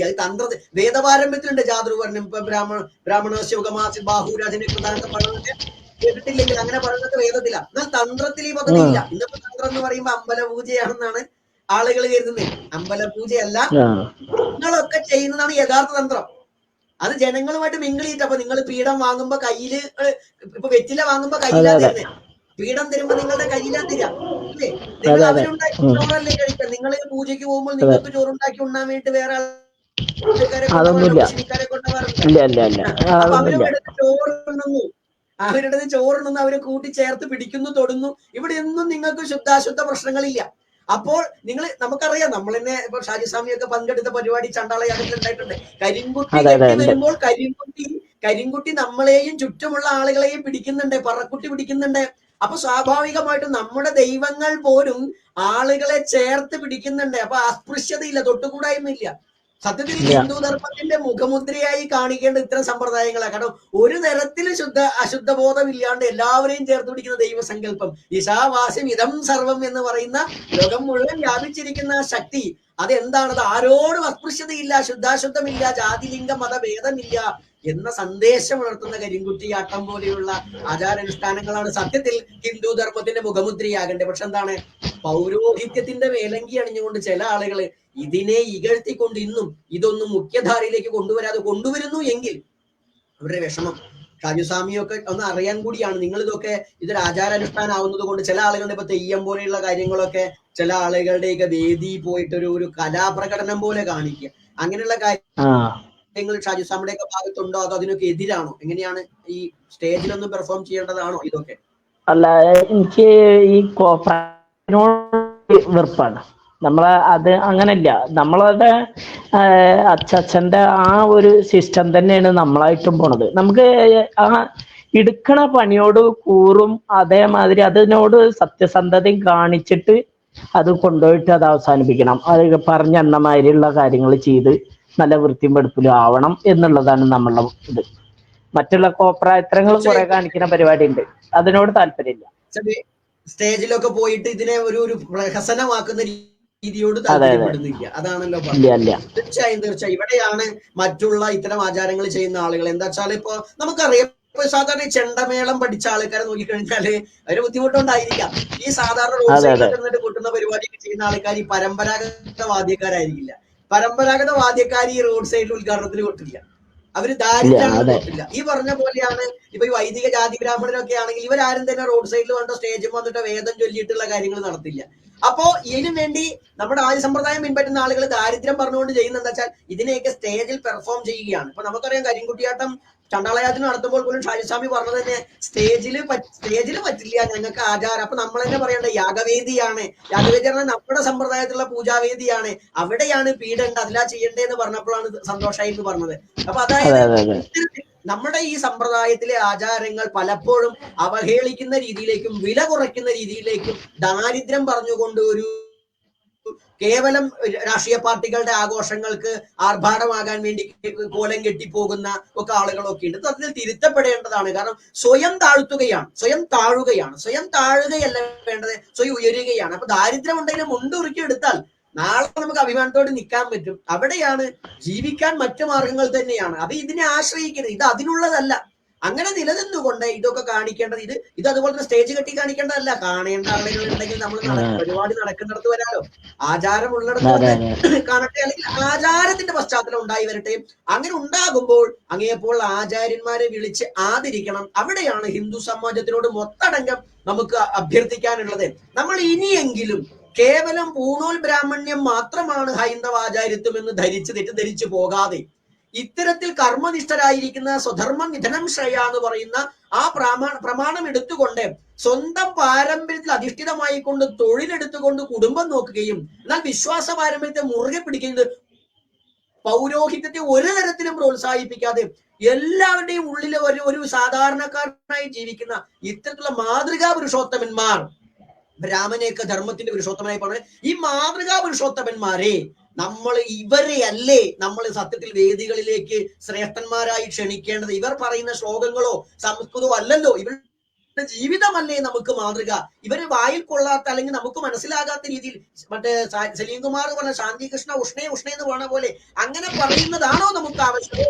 ഒരു ഗൃഹസ്ഥാശ്രമ ജീവിതം നയിക്കുന്നവനെ, അല്ലെങ്കിൽ അതിലേക്ക് പോകാൻ ആഗ്രഹിക്കുന്ന ധർമ്മനിഷ്ഠനായി പോകുന്നവനെ ഇങ്ങനെയാണ് ഒരു അവനവന്റെ പണി കൃത്യമായി ഭംഗിയായി ചെയ്ത് ഈശ്വരാനുഗ്രഹം ഉണ്ടാകാൻ വേണ്ടി സ്വന്തം പാരമ്പര്യത്തെ മുറുകെ പിടിച്ചു പോകുന്ന ആ ജീവിത ശൈലി സ്വീകരിക്കണമെന്ന് മാതൃകാപരമായി കാണിക്കുന്ന ഇത്തരത്തിലുള്ള ഗുരുക്കന്മാരെയല്ലേ, ആചാര്യന്മാരെയല്ലേ സത്യത്തിൽ നമ്മുടെ ഈ ധർമ്മം പുറത്തേക്ക് കാണിക്കേണ്ട ഇത്തരം താന്ത്രികാചാര്യന്മാരെയല്ലേ? അതോ തങ്ങൾ ഏതെങ്കിലും ദൈവത്തിന്റെ സ്വന്തം ആളുകളാണ്, ഞങ്ങൾ ദൈവത്തെ അറിഞ്ഞവരാണ്, ബ്രഹ്മജ്ഞാനം സിദ്ധിച്ചവരാണ്, അതുകൊണ്ട് ഞങ്ങളൊക്കെ ബ്രാഹ്മണരാണ്, അതുകൊണ്ട് ഞങ്ങളാണ് പൂജിക്കപ്പെടേണ്ടത്, ഞങ്ങൾ മാത്രമാണ് ഉത്കൃഷ്ടർ, മറ്റുള്ളവരൊന്നും അത് അല്ല, ഞങ്ങൾ ഈ രീതിയിൽ വന്നാൽ മാത്രമേ ഈശ്വര പൂജനം നടത്താൻ പാടുള്ളൂ, പൂജിക്കുമ്പോൾ മറ്റുള്ളവരെ തൊടാൻ പാടില്ല എന്നുള്ള സിദ്ധാന്തങ്ങൾ, അല്ലെങ്കിൽ പൂജ പോലും വേണ്ട, ഒക്കെ ബ്രഹ്മം തന്നെയാണ്, മറ്റൊന്നില്ല എന്നൊക്കെ പറഞ്ഞ ശുദ്ധ വേദാന്തം പറയുന്ന ഇത്തരത്തിലുള്ള ആളുകളെയാണോ, അവരെയും ആകാം, എന്നാൽ അവരെയാണോ മുഖ്യധാര സമൂഹത്തിന്റെ മുന്നിൽ വെച്ച് ആചാര്യൻ എന്ന് പറഞ്ഞാൽ എന്താണ്? ആചാരവാൻ ഇത് ആചാര്യ ഉച്ചത്, ആചാരം ഉണ്ടായിരിക്കണം. ആചാരം എന്താണ്? പൂജാപ്പണി എടുത്തിട്ട് ആളുകളുടെ അതായത് ആചാരം എന്ന് പറഞ്ഞ മര്യാദയ്ക്ക് കുടുംബം നോക്കിയിട്ട് അവനവന്റെ ജ്ഞാനത്തെ പുറത്തേക്ക് പകർന്നു കൊടുത്ത് തേടി വരുന്നവർക്ക് അവനവൻ അറിയുന്ന ആ അനുഗ്രഹത്തിന്റെ ഒരു ഭാഗം അനുഗ്രഹമായി പകർന്നു കൊടുത്തുകൊണ്ട് പോകുന്ന അതാണ് ആചാര്യത്വം. അപ്പൊ അതുകൊണ്ട് സമാജത്തിനോടുള്ള അഭ്യർത്ഥന,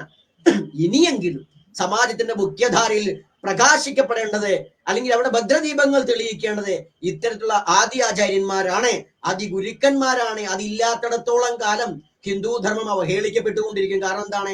അർഹിക്കുന്നവനെ നമ്മൾ ആദരിക്കുന്നില്ല, മറിച്ച് എന്നും ആദരിക്കപ്പെടണമെന്ന ആഗ്രഹത്തിൽ ദൈവത്തെ ഒരു സ്വകാര്യ സ്വത്താക്കി മാറ്റിയ ആളുകളെ, ആ സമ്പ്രദായങ്ങളെ, ആളുകളെ മാത്രമല്ല അതേ രീതിയിൽ പോകുന്ന സമ്പ്രദായ ആചാര്യന്മാരെ മാത്രം മുന്നോട്ട് വയ്ക്കുമ്പോൾ തെറ്റായ ഒരു സന്ദേശം ഹിന്ദു ധർമ്മത്തിന്റെ ഭാഗത്ത് നിന്ന് ഉണ്ടാകുന്നുണ്ട്. അതിനൊരു മാറ്റം ഉണ്ടാകട്ടെ. ആ മാറ്റം ഉണ്ടാകണമെങ്കിൽ ഈ കരിങ്കുട്ടിയാട്ടം പോലെയുള്ള ഇത് മാത്രമല്ല, ഒത്തിരി കാര്യങ്ങളുണ്ട്. അപ്പൊ അത്തരത്തിലുള്ള ആചാരാനുഷ്ഠാന പദ്ധതികൾ ജീവിതവ്രതമായി കൊണ്ടു നടക്കുന്ന ഒരുപാട് ത്യാഗങ്ങൾക്കുള്ളിലും ത്യാഗിയാണ്.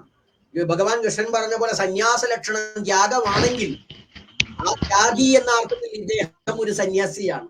നമുക്ക് എന്താ വെച്ചാൽ കാവി എടുത്തവരോ കറുപ്പെടുത്തവരോ മറ്റുമാണ് സന്യാസിത്വം അല്ല. വേഷമല്ല സന്യാസം, ത്യാഗമാണ് സന്യാസം. ഫലം കാക്ഷിക്കാതെ എന്തു ചെയ്യുന്നു അത് ത്യാഗം തന്നെയാണ്. കാക്ഷിക്കാതെ പല ത്യാഗങ്ങളും ചെയ്തുകൊണ്ടാണ് ജീവിതക്രമം നമുക്കറിയാം. അപ്പൊ അതുകൊണ്ട് പിന്നെ ഷാജിസ്വാമിയൊക്കെ സംബന്ധിച്ച് നമ്മൾ മനസ്സിലാക്കുന്നത് കൗളാചാരം എന്നോ മലബാരം എന്നൊക്കെ പറയുമ്പോൾ നമ്മൾ മനസ്സിലാക്കിയിരിക്കുന്ന വ്യക്തി എന്ന് പറയുന്നത് ഒരിക്കലും കുലദ്രവ്യങ്ങളെ അനാവശ്യമായി ഉപയോഗിക്കുന്ന ഒരു വ്യക്തിയല്ല. മദ്യപാനാദി ദൂഷ്യേതോ ഒന്നും തന്നെ ഇല്ലാത്ത ഒരു ആചാര്യനാണ്. അത് മാതൃക. അദ്ദേഹത്തെയൊക്കെ സമീപിക്കുന്ന, അദ്ദേഹത്തെയൊക്കെ ഈ വിദ്യയുമായി ബന്ധപ്പെട്ട് പഠിക്കാനൊക്കെ മണ്ണാർ സമുദായത്തിൽ ൊക്കെ പോകുമ്പോ മാതൃകയാക്കാൻ പറ്റുന്ന ഒരു ആചാര്യനാണ് ഷാജിസ്വാമിയെ പോലുള്ള ആളുകൾ. കാരണം മദ്യത്തെയൊക്കെ ആ പൂജയ്ക്ക് വേണ്ടി മാത്രം ഉപയോഗിക്കുന്ന ഒരു വ്യക്തിയാണ്. അല്ലാണ്ട് ഒരിക്കലും തെറ്റായ ഒരു കാര്യം. അവരുടെ ആ കൂട്ടായ്മ തന്നെ നമ്മൾ മനസ്സിലാക്കിയത് അവരുടെ അവര് കൂടെ കുറെ. അപ്പൊ നിങ്ങൾ കരിങ്കുട്ടിയാട്ടത്തിന് ഒരാൾ മാത്രം, രണ്ടാൾ മാത്രം, എങ്ങനെയാണ് സാധാരണഗതിയിൽ എങ്ങനെയാ ഷാജിസ്വാമി പോവാറ്? അത് പറഞ്ഞോളൂ. കരിങ്കുട്ടിയാട്ടത്തിന് നമ്മൾ 10 ആളാണ്. നമ്മളെ 10 ആൾക്കാരുണ്ട്. വാദ്യോപകരണം എന്താണ് ഉണ്ടാവുക? 2 വാദ്യോപകരണം, 2 പറ ഉണ്ടാവും, ഒരു തുടി ഉണ്ടാവും വാദ്യോപകരണം. ഇതിന് ഈ പറയൊക്കെ ശരിക്കും ഇപ്പൊക്കെ പല സാധനം ഉപയോഗിക്കും. സത്യത്തിൽ പറയ്ക്ക് എന്താണ് തോല് എന്താണ് ഉപയോഗിക്കുന്നത് ശരിക്കും വേണ്ടതാ ചോദിച്ചത്? പറയ്ക്ക് ആദ്യത്തെ തോല് കറ്റ് മൂരിക്കറ്റ് എന്നൊക്കെയാണ് പറയാ. പണ്ട് അച്ചാച്ചൻ പറഞ്ഞിരുന്ന അത് ഇളം മൂരി, അങ്ങനെ അതിന്റെ തോലാണ് പണ്ടൊക്കെ എടുത്തിരുന്നത്, മൂരിക്കറ്റ്. പിന്നെയാണ് ഇപ്പോ അതൊന്നും ഇപ്പോ ഭയങ്കര ബുദ്ധിമുട്ടായി. അതുകൊണ്ട് ഇപ്പൊ റെഡിമെയ്ഡ് സാധനം ഇറങ്ങുന്നുണ്ട്. ഇപ്പൊ അതൊന്ന് കനം കുറച്ചിട്ട് മോട്ടറിന് അടിച്ചിട്ടുള്ള ആ തോല് വരുന്നുണ്ട്. അപ്പൊ അതാണ് ഇപ്പൊ തൽക്കാലം ഉപയോഗിക്കുന്നത്. ഇപ്പൊ ഇതിന്റെ ഇടയിൽ പിന്നെ ഇതിന്റെ ആടിന്റെ തോല് ഉപയോഗിച്ചിരുന്നു. ഒരുപാട് പണി എടുക്കാണ്ട് എല്ലാറ്റിന്റെ മുകളിൽ ഒരുപാട് പണികൾ എടുത്തെങ്കിലാണ് ഒരു പറയി മാറുള്ളൂ. പറ ഉണ്ടാക്കാൻ ഒരുപാട് പണികളുണ്ട്. പിന്നെ ഫൈബറിന്റെ ഷീറ്റ് നമ്മളില്ല, നമ്മള് വെറും തോല് തന്നെ. അതാണ് പണ്ടത്തെ തന്നെയാണ് നമുക്ക് ആവശ്യം. അതുകൊണ്ട് ആ തോലുള്ള ഇതുകൊണ്ട് തന്നെയാണ് എല്ലാ പരിപാടികളും ഇപ്പോഴും അങ്ങനെ തന്നെയാണ് നടക്കുന്നത്. ആടിന്റെ തോല് എന്നൊക്കെ പറഞ്ഞാൽ ഇപ്പൊ എന്താ വെച്ചാ വലിയ പറയാറിനെയോ വലിയ ആടൊക്കെ കമ്മിയല്ലേ, ഇപ്പൊ അത്രയും വലിയ ഉള്ള ഇത് വേണം. അപ്പൊ ആട്ടത്തോല് കിട്ടാനും പണിയാണ്, അത്രയും വലുത്. മൂരിക്കറ്റാണ് ഉപയോഗിച്ചിരുന്നത്. അത് കൊതുമ്പ് തെങ്ങിന്റെ കൊതുമ്പാണ്. തീർച്ചയായും. അപ്പൊ തെങ്ങിന്റെ കൊതുമ്പാണ് പോലെയുള്ള ആചാര്യന്മാർ ഉപയോഗിക്കുന്നത് ആ ഒരു പഴയ രീതിയിൽ തന്നെയാണ്. അതിന്റെ ഇൻസ്ട്രുമെന്റ് ആയാലും ശരി, അതിന്റെ കാര്യങ്ങളായാലും 10 പേര് വേണം. അപ്പൊ ഈ 10 പേരും പിന്നെ പഴയ പറയ്ക്കൊക്കെ അളവുകൾ ഉണ്ടായിരുന്നു. പറയൊക്കെ പഴയത് കൊണ്ട് നടക്കാൻ ഒരു അളവ് ഇത്ര ഉണ്ടായിരുന്നു. ഇപ്പൊ അതിന്റെ ഒരു ലേശം കൂടി ഇപ്പൊ വലിയ കുഴപ്പമില്ലാണ്ട് കാണാൻ ഒരു ഇത് ഉള്ള ഒരു ലെവലിക്കുള്ള ഒരു പറയാണ്. അതിലും ആഭാസമായിട്ടുള്ള സാധനങ്ങളും ഇപ്പൊ ഉണ്ട് കേട്ടോ. ഒരുപാട് ഇതായിട്ട് കണ്ടമാനം വലിയ സാധനങ്ങൾ എടുത്താൽ പറ്റാത്ത സാധനങ്ങളൊക്കെ ആയിട്ടുള്ള പരിപാടികൾ ഇപ്പോഴും ഉണ്ട്. അത് വേറെ. ഇത് നമുക്ക് എന്താ വെച്ചാ ഇപ്പൊ ഒരു 18.5 വിരല്, 18.5 ഇഞ്ച് അങ്ങനെയൊക്കെ ഉള്ള വട്ടം, വായവട്ടം ഒക്കെ ഉദ്ദേശിക്കുന്ന ഒരു ഇതാണ് നമ്മളിപ്പോ ഉള്ളത്. 14 ആദ്യം ഉണ്ടായിരുന്നത് 12 ചില്ലറി, 12.25 അങ്ങനെ എന്തോ ഒരു ഇതുണ്ട്. പിന്നെ അത് 16, ഇപ്പൊ 16, 18 ആയി. അങ്ങനൊക്കെ അളവുകൾ ഉണ്ടായിരുന്നു അച്ചാച്ചന്റെ ആദ്യത്തെ പറയ്ക്ക്. അപ്പൊ ആ ഒരു പറയൊക്കെ നമ്മളിതിങ്ങനെ എടുത്തു വെച്ചിട്ട് കുറച്ച് നാശായ മട്ടായി ആ സാധനങ്ങളൊക്കെ. പിന്നെ അതിന്റെ ഇടയിൽ ഇങ്ങനെ വളരെയധികം മോശമായിട്ടുള്ള ഇത് വന്നത് എന്താ വെച്ചാല്, നമ്മൾ ആ 2 3 കൊല്ലത്തെ കൊറോണ പ്രശ്നം ഇതൊക്കെ വന്നില്ലേ, വല്ലാതെ നമ്മളെ സാധനങ്ങൾ നാശമായിപ്പോയി. അത് ഭയങ്കര ബുദ്ധിമുട്ടായിപ്പോയി. എന്തായാലും ശരി, അങ്ങയെ പോലെയുള്ള ആചാര്യന്മാർക്ക് സത്യത്തിൽ ഈ സർക്കാർ സംവിധാനത്തിൽ നിന്നൊക്കെ എന്തെങ്കിലുമൊക്കെ വ്യവസ്ഥ വേണ്ടതാണ്. സാവധാനം നമുക്ക് എല്ലാവർക്കും നേടിയെടുക്കാനൊക്കെ പറ്റുന്ന ഇതൊക്കെ സംരക്ഷിക്കപ്പെടണം. മറ്റ് രാഷ്ട്രങ്ങളിലൊക്കെ എന്താ ഈ അവിടുത്തേതായിരിക്കുന്ന ട്രഡീഷണൽ ആയിട്ടുള്ള പല കാര്യങ്ങളും സംരക്ഷിക്കപ്പെടുന്നുണ്ട്. അതിന് വേണ്ടിയുള്ള സഹായങ്ങളൊക്കെ അത് അവിടുത്തെ സർക്കാരുകൾ കൊടുക്കുന്നു. പക്ഷെ നമ്മുടെ നാട്ടിൽ പലപ്പോഴും ഇതിനൊന്നും വേണ്ട പരിഗണന കൊടുക്കുന്നെങ്കിലോ ഏതെങ്കിലും അത് ഗ്രാൻഡോ മറ്റോ കിട്ടുന്ന നേരത്തെ പറഞ്ഞ വേദിക് കൾച്ചറിന്റെ ഭാഗമായിട്ടുള്ള പ്രൊട്ടക്ഷനും അതിന്റെ പ്രചരണത്തിനൊക്കെ വേണ്ടിയിട്ട് ഇപ്പൊ പലപ്പോഴും കേന്ദ്ര ഗവൺമെന്റിന്റെ ഭാഗത്തു നിന്നും ഒക്കെ പല കാലങ്ങളായിട്ട്, ഇപ്പോൾ മാത്രമല്ല, അങ്ങനെ ധരിക്കരുത്. ഈ കേന്ദ്ര ഗവൺമെന്റിൽ വരുമ്പോൾ പലപ്പോഴും ചില ആളുകൾ ഇപ്പോഴത്തെ മോദി സർക്കാർ അങ്ങനെയല്ല നമ്മൾ ഉദ്ദേശിച്ച പണ്ട് തൊട്ടിട്ടേ ഉള്ള രീതിയാണ്. അത്തരം വേദിക് കൾച്ചറിനൊക്കെ പലപ്പോഴും പ്രചരണത്തിനൊക്കെ വേണ്ടും അതിനെ പരിപ്പിക്കാനൊക്കെ വേണ്ടിയിട്ട് ഗ്രാൻഡ് കൊടുക്കുന്ന രീതിയൊക്കെ ഉണ്ട്. എന്നാൽ ഇത്തരം സംവിധാനങ്ങൾക്ക് പലപ്പോഴും അത് പൂർണ്ണമാകുന്നില്ല. പലപ്പോഴും ചില ഭാഗത്തൊക്കെ ഉണ്ട് ഈ ഫോക്കായിട്ടൊക്കെ ചെയ്യുന്ന ഇത്തരത്തിലുള്ള പുരാതനമായിരിക്കുന്ന ഈ നാടൻ കല അങ്ങനെയൊക്കെ ചില സംഭവങ്ങളൊക്കെ ഉണ്ടെങ്കിൽ പോലും ഈ വേദിക്കിന്റെ ഭാഗമായിക്കൊണ്ട് തന്നെ കൊടുക്കുന്നത് പലപ്പോഴും ഉണ്ടാകുന്നില്ല. അതൊക്കെ സാവധാനം ഉണ്ടായി വരണം. ഉണ്ടായിരുന്നത് പ്രൊട്ടക്ട് ചെയ്യപ്പെടണം. അപ്പൊ ആ രീതിയിൽ ആരെങ്കിലും ഒക്കെ ഇത് പഠിക്കാനൊക്കെ ഇതിനെ അറിയാൻ വേണ്ടിയിട്ടൊക്കെ ശ്രമിക്കുമ്പോൾ മണ്ണാർ സമുദായത്തിന്റെ ആചാരങ്ങൾ, ആ സമുദായ ആചാരം സമ്പ്രദായമാണ് സമുദായം. അപ്പൊ ആ സമ്പ്രദായം പിൻപറ്റുന്ന ആ സമ്പ്രദായത്തിൽ പിറന്ന ആളുകൾ പഠിക്കുമ്പോൾ അവർക്കൊക്കെ മാതൃകയാക്കാൻ പറ്റുന്ന ഒരു ഗുരുവര്യനാണ് ഈ സംപൂജ്യ ഷാജു സ്വാമികൾ. അപ്പൊ അദ്ദേഹത്തെ പോലുള്ള ആളുകൾ മാതൃകയാണ്. ഇവരൊക്കെ തുടർന്നു വരുന്ന ആളുകൾ ഹൈന്ദവ സമൂഹത്തിന്റെ മുഖ്യധാരയിലെ ആചാര്യന്മാര് ആദരിക്കപ്പെടുമ്പോൾ, ഭദ്രദീപങ്ങൾ തെളിയിക്കപ്പെടുമ്പോൾ, സ്വീകരിക്കപ്പെടുമ്പോൾ അതിന്റെ മുഖ്യമായ വേദിയിൽ പുറകിലിരിക്കാൻ വേണ്ടിയിട്ടല്ല, മുന്നിലിരിക്കാൻ, മധ്യത്തിലിരിക്കാൻ തന്നെ ഇവരെയൊക്കെ ക്ഷണിച്ചിരുത്തി ആദരിച്ച് ഇവരെയൊക്കെ പാദം തൊട്ട് വന്ദിക്കുന്ന ഒരു നാളെയാണ് നമ്മുടെ സ്വപ്നം. അതായിരിക്കണം ഹിന്ദു ധർമ്മം മുന്നോട്ട് കൊടുക്കുന്ന ഒരു ധാർമ്മിക സന്ദേശം. ഗുരു എന്ന് പറഞ്ഞു കഴിഞ്ഞാൽ, അല്ലെങ്കിൽ ആചാര്യന്മാർ എന്ന് പറഞ്ഞു കഴിഞ്ഞാൽ മാതൃകാ പുരുഷോത്തമന്മാരായിരിക്കണം. അത് ഗൃഹസ്ഥാശ്രമത്തോടു കൂടി പോകുന്നവരാണെങ്കിൽ അത് പൂർണ്ണമായും എല്ലാ അർത്ഥത്തെയും ഉൾക്കൊണ്ടുകൊണ്ട് കർമ്മത്തെ സാധനയാക്കുന്ന ആ ഒരു സംവിധാനത്തിൽ വന്ന് പൂർണ്ണ തന്ത്രത്തെ ഉൾക്കൊണ്ടുകൊണ്ടുള്ള ആചാര്യന്മാർ മാതൃകയായി വരട്ടെ. ആ മാതൃകയിൽ ആദിസമ്പ്രദായം പിൻപറ്റുന്ന ഗുരുക്കന്മാരെക്കാൾ ആരുണ്ട് മാതൃക എന്ന ഒരു സംശയം അല്ലെങ്കിൽ ഒരു ചോദ്യം ഉന്നയിച്ചുകൊണ്ട് ഇന്ന് ഈ സമയം വരെ ഏകദേശം 1 മണിക്കൂറോളം നമ്മുടെ പ്രേക്ഷകരുടെ മുന്നിൽ വന്നിരുന്ന ഈ കുടുംബത്തിന്റെ പറയണ്ടായി അവിടെ കുറെ അതിഥികളൊക്കെ ഉണ്ട് എന്ന്. അപ്പൊ അവരുടെയൊക്കെ അപ്പൊ അവരുടെ ഇതൊക്കെ മാറി നിന്നിട്ട് നമ്മുടെ പ്രേക്ഷകർക്ക് വേണ്ടി കുറച്ച് സമയം, പ്രത്യേകിച്ച് മറ്റുള്ള ഇന്ന് ഉച്ചയ്ക്ക് ബന്ധപ്പെട്ടവ പോലും അവിടെ പണിയിലാണെന്നാണ് അറിയാൻ പറ്റുന്നത്. ക്ഷീണത്തിൽ പോലും ഈ സമൂഹത്തിന് തന്റെ പാരമ്പര്യത്തെ ചെറിയ രീതിയിലും പകർന്നു കൊടുക്കാൻ കാണിച്ച ആ സന്മനസ്സിന് വളരെ നമ്മളിപ്പോ ഇതിന്റെ ഇതുകൊണ്ടേ ഈ അച്ചാച്ചന്റെ ഒരൊറ്റ ഇതുകൊണ്ടായിരിക്കാം ഇന്നിപ്പോ ഇവിടെ നമ്മളെ ഈ നാട്ടിൽ ഇവിടെ ആലൂര് വന്നെത്താനും ഇത് കൊണ്ട് നടക്കാനും ഉള്ള ഒരു ഇതുണ്ടായത്. പിന്നെ അമ്മമാരുണ്ട്, എല്ലാവരും ഉണ്ട്.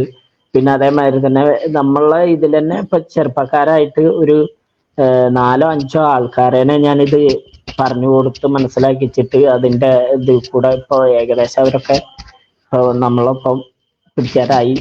അതൊക്കെ തന്നെയാണ് ഇപ്പൊ നമ്മളെ ഇതുകൊണ്ടുള്ള പോക്ക്. അവരെ ഒക്കെ നമ്മൾ തന്നെയാണ് പറഞ്ഞു കൊടുത്തിട്ടൊക്കെ അങ്ങനെ ആക്കിയത് അവരെന്നെ. തീർച്ചയായും. അപ്പൊ അവിടെയാണ് ഈ ഷാജുസ്വാമി ഇത്രയും നേരം നമുക്ക് വേണ്ടിയിട്ട് സമയം കണ്ടെത്തിയാൽ അദ്ദേഹത്തെ നമുക്ക് ഈ ഒരു അഭിമുഖത്തിന് വേണ്ടിയിട്ട് കുറച്ച് നേരെങ്കിലും വിട്ടെന്ന്, ഈ പണിക്കൊക്കെ പോയി മനുഷ്യനെ കുറച്ച് നേരം വിട്ടെന്ന് അദ്ദേഹത്തിന്റെ കുടുംബത്തിനും പ്രത്യേകം ഒരു നന്ദി ഈ ശ്രോതാക്കൾക്ക് എല്ലാവർക്കും വേണ്ടിയിട്ട്, പ്രേക്ഷകർക്ക് എല്ലാവർക്കും വേണ്ടി പറയുകയാണ്. അപ്പൊ എന്തായാലും ഇത്രയും നേരം ഈ ഒരു കരിങ്കുട്ടിയാട്ടത്തെ ഞങ്ങൾക്ക് എല്ലാവർക്കും പകർന്നു തന്ന അങ്ങേക്കും അതുപോലെ തന്നെ അങ്ങയുടെ ഗുരു പരമ്പരകൾക്കും പ്രത്യേകം ഒരു പ്രണാമം അർപ്പിച്ചുകൊണ്ട് ഇന്നത്തെ ഈ ഒരു അഭിമുഖം നമ്മൾ ഉപസംഹരിക്കുകയാണ്. തുടർന്നുള്ള ദിവസങ്ങളിൽ നമുക്ക് ഇതുപോലെ തന്നെ മറ്റു ആചാര്യന്മാരുമായിട്ടും മറ്റാളുകളുമായിട്ടും വിശിഷ്ട വ്യക്തികളുമായിട്ട് നമുക്ക് പല വിഷയങ്ങളും ചർച്ച ചെയ്യുകയും സംവദിക്കുകയുമാകാം. അത് പുതിയൊരു ഉണർവ് നമ്മുടെ ഈ നാടിന് നൽകട്ടെ, നാട്ടുകാർക്ക് നൽകട്ടെ. അതിലൂടെ മാനവ സ്നേഹം, മാനവ സാഹോദര്യം ഉണ്ടാകട്ടെ. പ്രത്യേകിച്ച് വിശിഷ്ട ഹിന്ദു ധർമ്മത്തിലെ ഈ അസ്പൃശ്യതയും ചില മേൽക്കൊയ്മ സിദ്ധാന്തങ്ങളും പൊളിച്ചെഴുതപ്പെടട്ടെ. മാറ്റട്ടെ ചട്ടങ്ങൾ, അല്ലെങ്കിൽ നമുക്ക് ഒരുമിച്ച് മാറ്റാം മാനവന്റെ ഈ നന്മ കരുതിക്കൊണ്ട് മാനവധർമ്മത്തിന് വേണ്ടിയിട്ട്. അപ്പോ എന്തായാലും ഈ ഒരു പ്രോഗ്രാം ഇവിടെ അവസാനിക്കുകയാണ്. തുടർന്നുള്ള ദിവസങ്ങളിൽ കാണാം. എവരെയും നമ്മളെപ്പോഴും ധർമ്മോക്ഷം നിങ്ങളോടൊപ്പം ഏവരെയും ആദിമുത്തൻ ചാത്തപ്പനും ചണ്ടാളമുത്തപ്പനും മൂലസ്ഥാനം കരുനീലി അമ്മയും മുത്തിവെറ്റ കുട്ടിച്ചാത്തന്മാരും സകല ഡിമാനമക്കൾ അനുഗ്രഹിക്കട്ടെ. നമ്മളെപ്പോഴും ധർമ്മപക്ഷം നിങ്ങളുടെ ഒപ്പം തന്നെയുണ്ട്. നമസ്തേ അമ്പരി നമ്മ ചണ്ടാള രൂപായ ശ്രീപാദക ചെയ്യാമി ചണ്ടാള ജയ് ഹിന്ദ്, വന്ദേ മാതരം. പിന്നെ കട്ടാക്കി